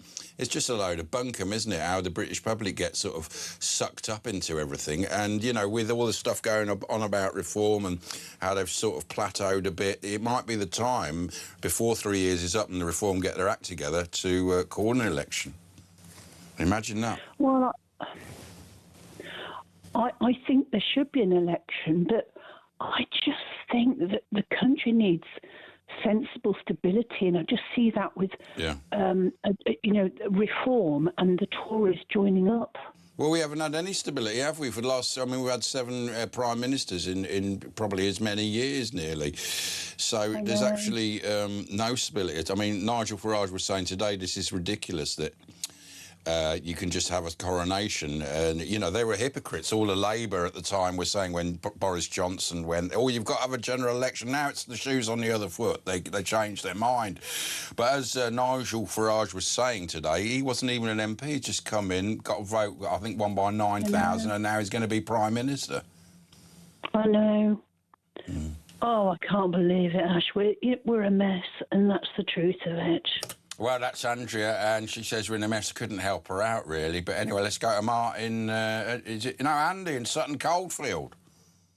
Good morning, Ash. I was born in Sutton Coldfield. I know, yeah. VZ boy. Yeah, man. No, I left Sutton Coldfield when I was 5 months old. I couldn't. Just didn't take to it. Didn't take to it. We might have something in common. I'm an ex-radio man. EDDOOLAN. Oh, Ed Doolan. What did you used to work? You used to work with Ed Doolan, the great Ed Doolan. BRMB and WM before. Because he was like an Australian guy, but he was like the local, like James Whale in Newcastle and Leeds was like for many years. Ed Doolan, and obviously Whale and Ed Doolan knew each other, went way back because he was sort of the Birmingham James Whale in a way. I mean, totally different. Ash, I called for your advice on dreams. Yeah, that's why I'm here, man. The lavatory dream. I have a recurring one almost nightly. Yeah. Where I'm looking for loo, but whichever loo I find in the building is absolutely disgusting. Sorry, say that again. You're looking for what? A toilet? I'm looking for a lavatory. Yeah. But in the dream, whichever loo I find, it's in a busy building and it's absolutely unmaintained and unspeakably disgusting. Well, and that stops you, does it? Well, no, in the dream, I know that the good loos are on the 3rd floor of the building that I'm in. Yeah. Very posh loos on the 3rd floor. But you can't get there. I can't quite find them. It's a door over there I can never quite find. Do you then wake up really needing to go to the loo? Not always, sometimes. But it's this recurring dream. Well, I think it's probably... I mean, are you eating enough roughage? Oh, no, it's not a number 2, is it? Right. No, it's... Do you drink a lot before you go? They do say you should drink something before you go to bed. Well, a few beers, you know. I mean, one thing where I think there's a retrograde step, I mean, you look at Concorde, right? We used to be able to get to New York in 3 hours, right? We can't do that anymore. It's also the same with the chamber pot. We used to be able to just lean over and do even a number 2 in it, and then you call Gus on who would take it away. Now we have to get up and actually walk to the toilet. So it's a retrograde step in that way. I have been known to use an empty pop bottle by the bed. A cock bottle? Pop, as in, you know... a pop bottle? Pop, fizzy pop. I mean, but they're quite a small entrance. How do you... Don't you miss... You know what I mean? What are you saying, Ash? Well, don't you want to use a jar, right? A sort of Hellman's mayonnaise jar? Because you're going to get... I mean, I would need a Hellman's mayonnaise jar. You can just use a Coke bottle. Ash, I mean, small entrance is adequate. So you can't get... how long have you been suffering from this toilet nightmare? Since I was a kid. I just can't get it out. This eternal quest for a clean lavatory. You don't want to get it out while you're asleep, but it's interesting. It's a bit like my dream where I couldn't... Mine wasn't that it was filthy, because that wouldn't really stop me, because it's filthy anyway. But mine is people looking and seeing, and I go, well, I better not do it here. So, and that's what stops me. It's a similar dream, though, and maybe it's a Sutton Coldfield thing. Oh, no, yeah. Then there's a naked dream as well. I think we've all had those, haven't we? What, were you just... No, I haven't had that, actually. But so you end up in work naked or something? Yeah, you're in public. There was one, I had a dream, it's when I was at school. I had a dream I was in school, naked from the bottom down, but all I had on top was a T-shirt. So I thought, if I take my T-shirt off, put it over my legs, but then I forgot about the hole in the head. Right, yeah. Well, yeah. So you're there with a T-shirt around your waist, and you... Exactly. Yeah. Apparently, it's a very common dream, being naked in public. Yeah, but the T-shirt with your thingy sticking out the head hole is quite a rare one, isn't it? That's didn't your own work, spin on it, isn't it? What does it mean, though? Have you found out what it means? No, that's why I'm calling you. Right. You're not letting things go, I think, and you need to let things go more. Because that's what I think. Well, Ash, I'm in my 60s. What do you do for a living? I think I'm still. Well, I'm retired. I used to work in your industry, radio and telly. But Ed Doolan, yeah. So at WM. Yeah, Did you know Adrian Goldberg? He was my mate, Adrian Gold. He used to work here, didn't he? So I still see him every now and then when I'm down Birmingham visiting my hubcaps. Yeah. I worked at Pebble Mill till they knocked it down. And terrible that. They knocked it all down, didn't they? And they put it in the mailbox. Oh, it was awful. I actually filmed it. I was working as a news cameraman at the time. I love that building. It was like the BBC. It was like the TV centre in Birmingham, wasn't it? The Wood Lane. It was like nearly as big. It had that programme running for years. Pebble Mill at 1. And everybody and all the guests used to love coming up to Birmingham. I love the building. It was a great building. It was a modernist type, open, very light, and it had all full of studios and airy. Very 70s sort of look. The big glass fronts where they did Pebble Mill. I loved it, man. Yeah, fantastic. Yeah, I worked on Pebble Mill and Anna Nick and all that. So you're retired now on a fat BBC pension? Yeah, retired for oh, I wish. I wasn't in the pension scheme long enough, but I'm getting by. Nice one, man. You retired at 60, did you say? Well, yeah, in my 50s. Wow, that's all right. Retired in my 50s. That's pretty good. So what do you do, man? What do you do in Birmingham when you retired in your 50s? I listen to talk. Yeah, good idea, yeah. I mean, that's the obvious answer, isn't it? Yeah, and where do you live? In Sutton Coldfield, yeah. Right in the town centre, Ash. Of Sutton? By Tangates in, yeah. Yeah. Oh, half a mile away from where I was born and half a mile away from Bishop Vesey where I went to school. All right, now, I've got a bit of advice here. If you can't find a toilet in dreams, you're searching for relief or resolution, but can't access it. Is that you? Are you trying to find a resolution? Did you say leaf? Searching for relief or resolution. Oh, relief. Yeah. Well, could be. You know, I spend a lot of time in my own head pondering the nature of the universe, so you never know. Well, there you go. That's what it is. There it is. Yeah. So just keep going, man. Doesn't matter, does it? As long as you don't soil the bed. All right. Yeah. Thank you, Andy. Not back yet. All right. All the best, mate. All the best. Up the Villa, another satisfied customer. It's amazing, 100% so far. Let's go to Martin in Portsmouth. Hello there. Morning. Is it possible to shake off the earworm of the ex-Prime Minister's voice? Every time he says it, I do an impersonation. All newsreaders do it. I'm wondering if it's like he should be in impersonation prison, you know. And a lot of them... For people doing the... Well, you don't know. Do you think people will start doing the Burnham now? It's sort of a northern stammer, isn't it? I think you'd have... He's got any catchphrases, you know.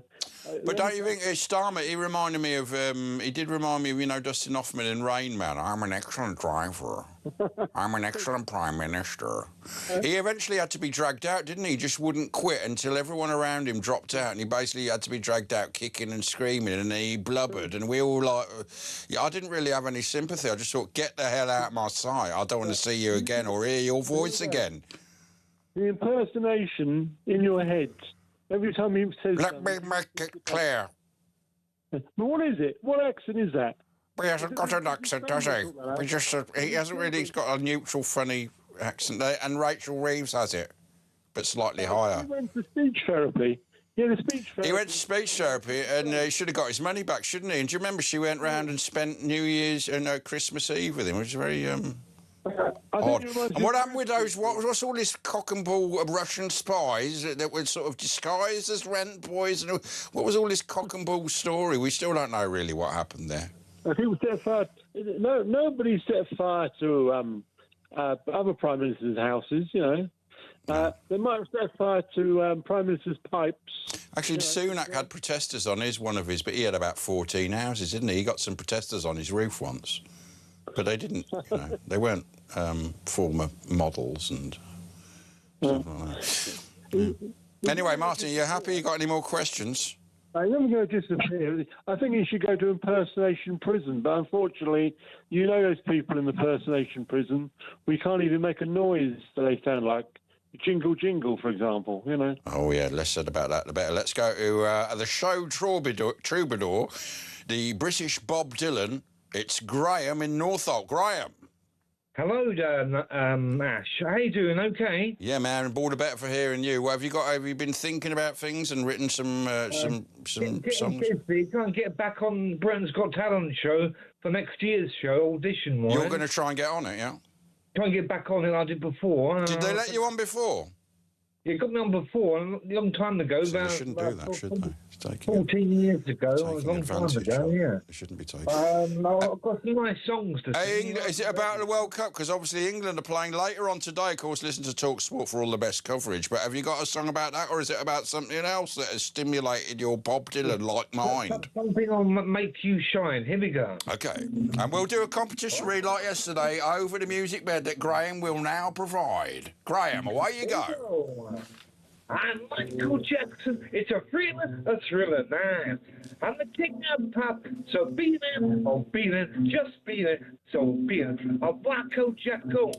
Anyway, in case it somehow escaped your attention, the 2026 World Cup has officially kicked off. I'm the smooth criminal, dangerous, oh dangerous. The goal is so dangerous. Talk is celebrating the summer of football in absolute style. How do you fancy getting your hands on a massive £26,000 in tax-free cash? Oh yeah. I'm the king of pop. It's just another... Just imagine that transferring into your account, whether you want to clear the bills, book a luxury holiday, or just live a little better this summer. I want to rock with you. It's a life-changing amount of money. If your bank balance could use a serious upgrade... Jackson, what you got to do is jam. Here is everything you need to know. For your chance to win, visit talk.tv/win or text TALK to 83338 by 6 p.m. on the 20th of July 2026. Texts cost £2.50 plus your standard network rate. Or send your name and number by post to Comp 1, PO Box 3190, Colchester CO2 8GP, to arrive by midnight on the 23rd of July 2026. 18 plus, UK residents only. So for your chance to win, text TALK to 83338 now. This is a network promotion. Full T's and C's at talk.tv/win.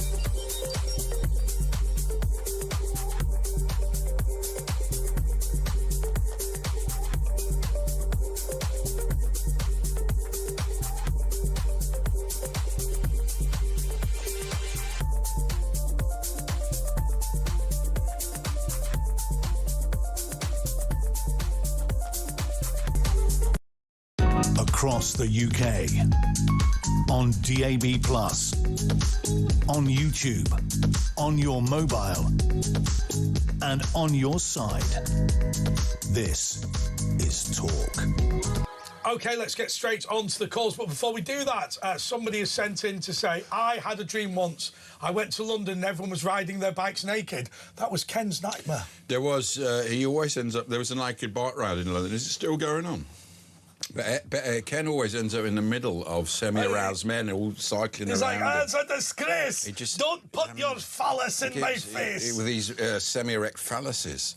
right? And he's like he's entered Sodom and Gomorrah, but he ends up there every year. Hey, by the way, set your watches by it. By the way, you just lined up, and this is to the gallery. You just lined Kevin up in Basingstoke. Would really love to hear from Kevin right now. So if we've got Kevin, let's put him straight through. Otherwise, 0344 499 1000. OK, let's do Mark in Lincolnshire. Mark, you're on talk. Hi there, Andre, mate. How you doing? Doing all right. How are you? Oh, yeah, not too bad. Why did you roar?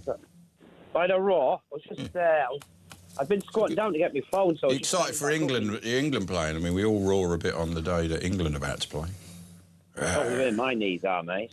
Yeah. Are we going to win? Yeah, I think we'll win tonight. Yeah. Yeah, hopefully. Because the hex has been taken off Harold Kane by the Ghanaian. Did I tell you I met Harry Kane? No. Somebody told me you must not do this. You must not do this. Right. So I was at Cheltenham with and I spotted Harry Kane, and I thought, oh, I'll get a photo with him. And went, hello, I'm a member of the press. Can I get a photo with you? And he went, F off. Now my mate went, no, you don't do that, because like that's the worst thing. If you go, I'm a big fan, can I have a photo? Then he'll say, OK. Yeah, he's a nice guy, yeah, but you're not going to talk to the press. Not, but if you're going to put your press card in front of him, no, he went, like, no. Anyway, I didn't realise the rules. Yeah, I was just rang up originally, just basically say thank you for saying something that I actually said on, I think it was Ian Collins' show a few days ago. Yep. But you're saying we nicked your point because we listened to the show. Well, of course, you know. Yeah, but people don't say it, and they should say it, because I think until people say it, you can't understand the problem. And that is, well, it's two words, it's ethnic cleansing. Because that's how I view what's been done to this country. Yes. Yeah. When you look at from 1950 to present day, against the wishes of the people of this country, it's about approximately 22.5 million people have been brought here. Yeah. That is insane. And Birmingham, other places, the East End of London have been ethnically cleansed. So just to be clear on ethnic cleansing, we do not... there is a slight difference. I guess there's malicious and non-malicious ethnic cleansing. I know that sounds stupid, but we don't believe that what our government has done is similar to the government of Yugoslavia. What we believe has happened is that through our own kindness, we have effectively self-aborted our communities. So if you look at the Cockneys in East London, and the classic example is the Brummies in Birmingham, it's suicidal empathy. I mean, this is what's happened, and it's ideologically based. That's what this really is. Self-flagellation. Do you think it is, though? Do you think that people on the political left are going, what we really need to do is eradicate the Cockneys? I mean, I'm not so sure. But like you said, ethnic cleansing doesn't have to be it was, some terrible motive, but in fact it's happened. I think they believe that everybody's the same, wherever you come from, whatever your background, whatever your culture. Which is ridiculous. And therefore, if you move people from, say, Bangladesh into the East End, they will become Cockneys. I think the evidence suggests that they won't. Well, I'll give you an example of what I'm talking about. So I've just seen this today. It's just popped up in my timeline. And that is, it's from a news article, which is King to protect multi-faith nation in revised definition of monarchy. His Majesty's redrafted job description also includes strengthening the UK's social fabric and cohesion. I think he's got a problem there, and I'll tell you why. Because he is the leader of a Christian denomination, Church of England, sometimes called that. But if he's decided that he's not going to defend the faith, which is the Protestant Christian faith, then he is breaking his vows of office. Well, according to this, he's changing that to multi-faith. Well, he's been trying to for years, to be fair. Yeah. But, as I say, to me, this just speaks to the problem. It's an ideological thing. Well, I've got to be honest with you. There is nothing wrong with, as I understand, there's nothing wrong with Oxford Mosque. Apparently, it's a very lovely place where people are able to worship and do whatever they want to do.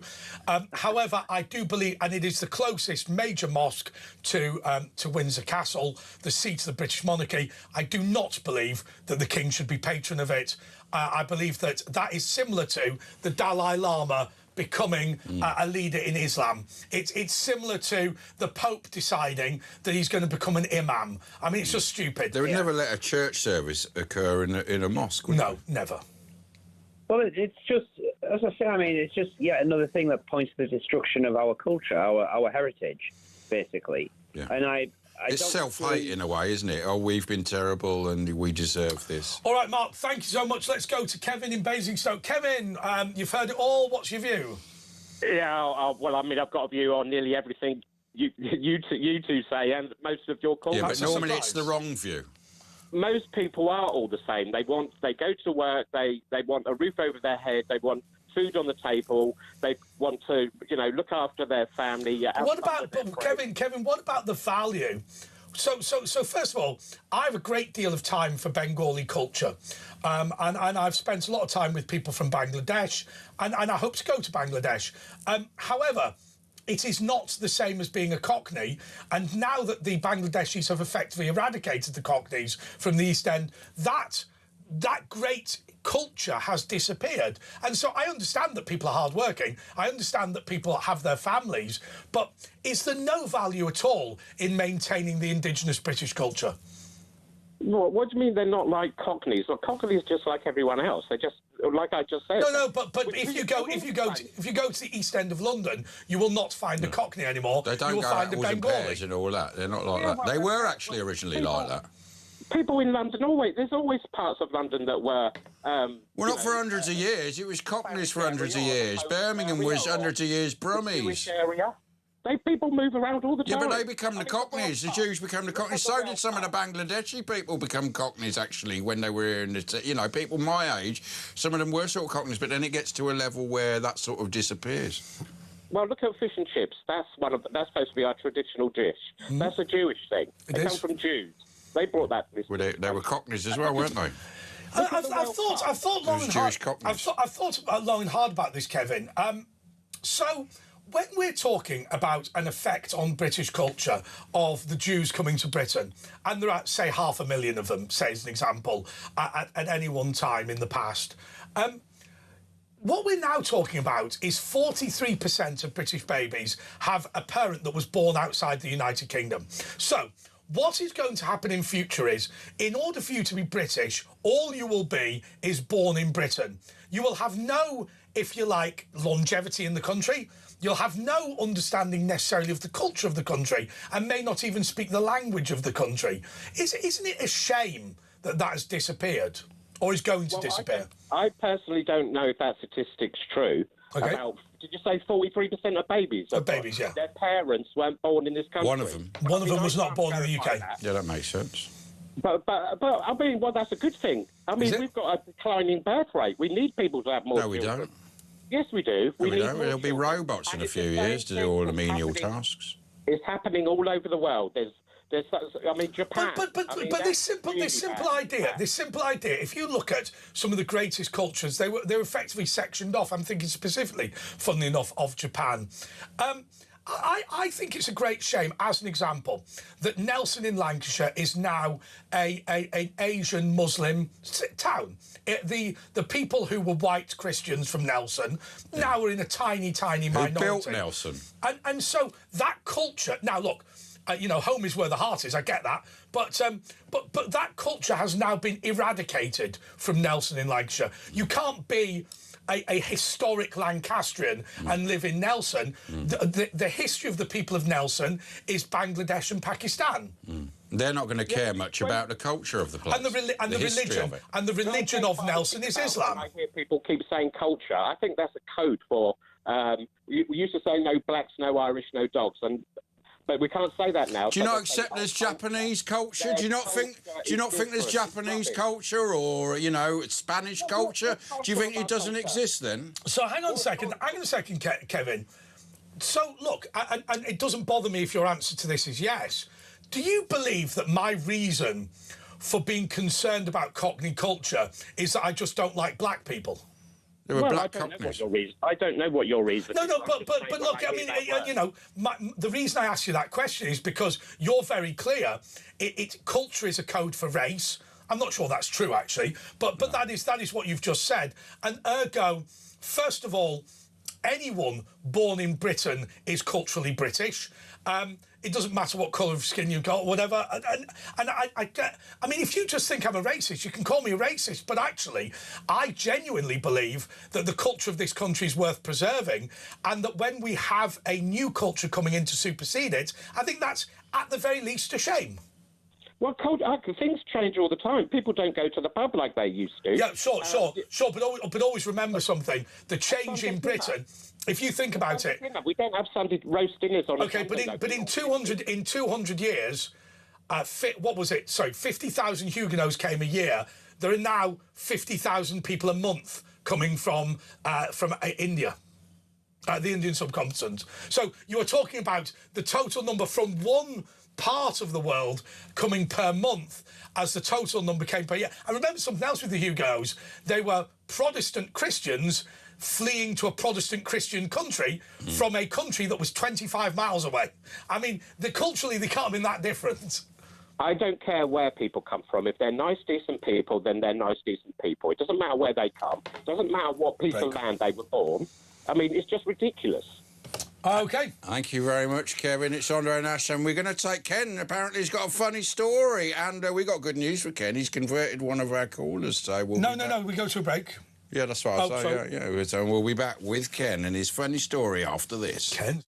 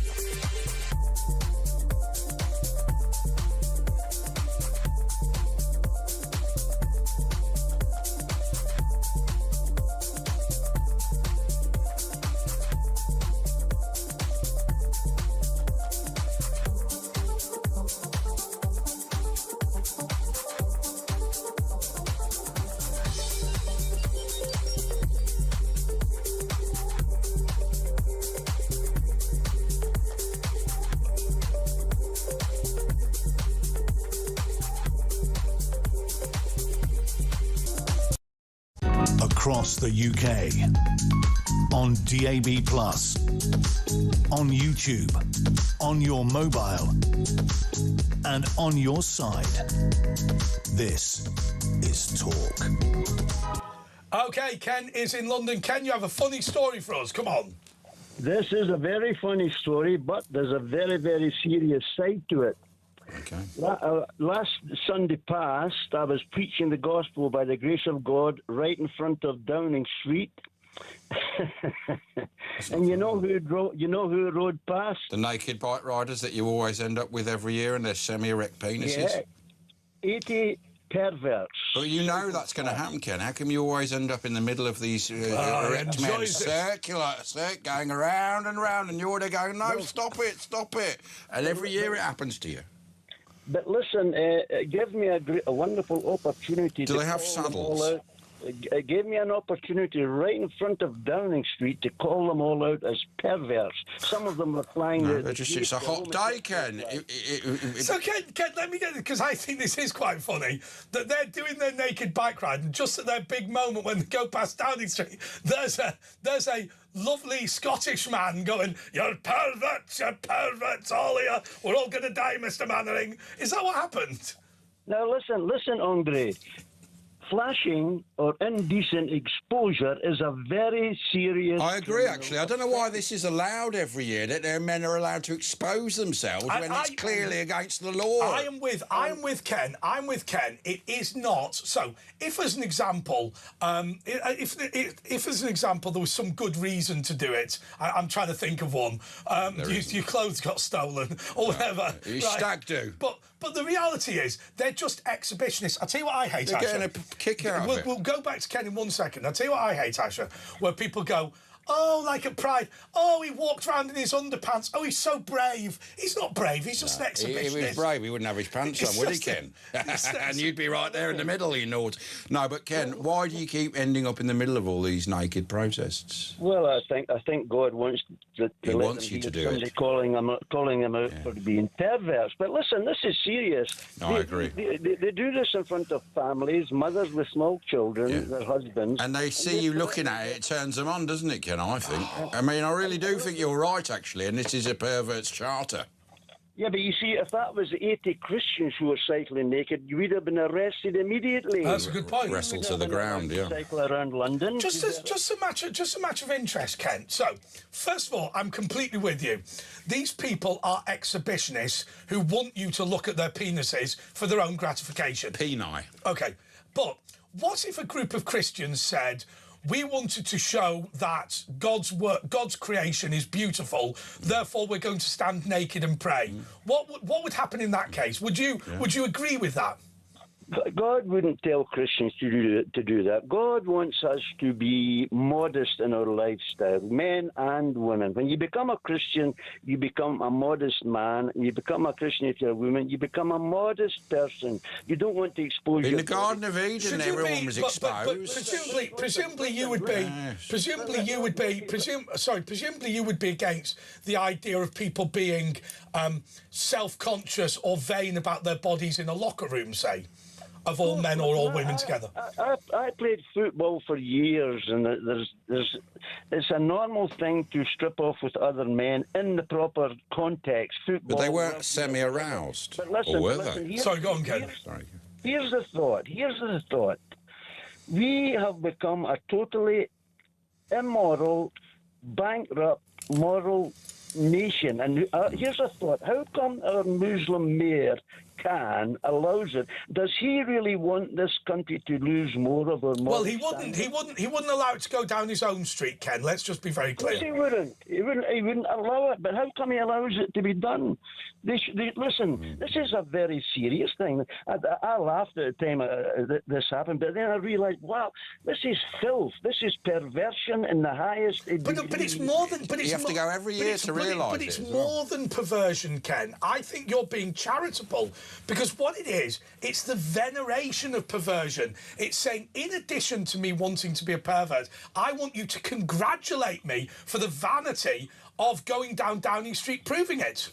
And I think I saw two homosexual flags flying behind the bicycles. They're involved in homosexual flags. There was about two or three women. So what's the proportion of women? It's mostly fellas, isn't it? Happened fast. And what did they look like? And they were all laughing and shouting and having a great time, mocking the people as they went past. But by the grace of God, right at the front of Downing Street, there was a Christian person preaching and warning them about being perverse. But if you wanted, but the reality is, if you wanted to do a naked bike ride, you could book a farmer's field where nobody was watching and get on with it. Yeah, but that's not what that's not what they want. They want you to look at them. They want you to look at them, Ken, and you're falling into their... Listen.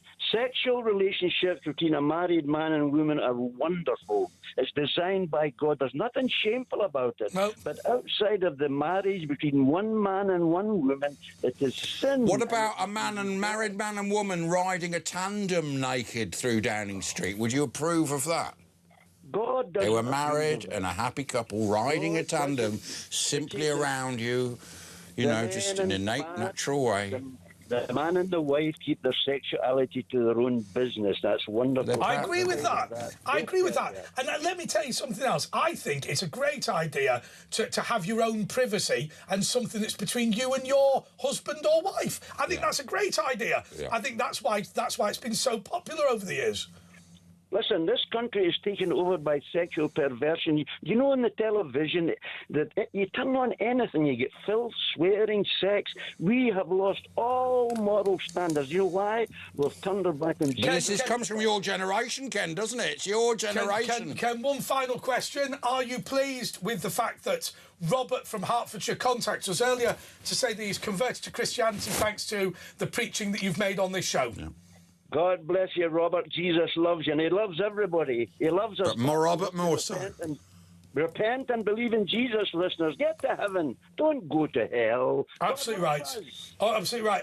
Andrew, Andrew in Fife has a minute and a half. We're not going to interrupt. Go for it. Yes. I've been looking at the Andy Burnham. Yeah. We said we weren't going to interrupt. I found this case that he opened called the hexagon case. Russ Abbott. Yep. And I've been reading in there. And what it was an investigation into the gang rape in Oldham. Yeah. And it proved it in midnight. It shows it in midnight rape. There was a lot of cover-ups, weren't there? In the Greater Manchester rape gang report, there was a lot of cover-ups and a lot of fingers pointing at Andy Burnham about it. Yes, but have you read the hexagon report that he issued? No, but we will do. But thank you, Andrew, so much. Look, I just want to say... People do read that. There will be a general election. We will have a read of that. What was it? We'll read that, the hexagon report. We'll all have a look at that, the hexagon report. And, of course, Rupert Lowe. Everyone should look at the rape gang investigation that he put on because the media are trying to keep it quiet. But I'll tell you what we do want to do, Asher. I'm going to put my camera on simply because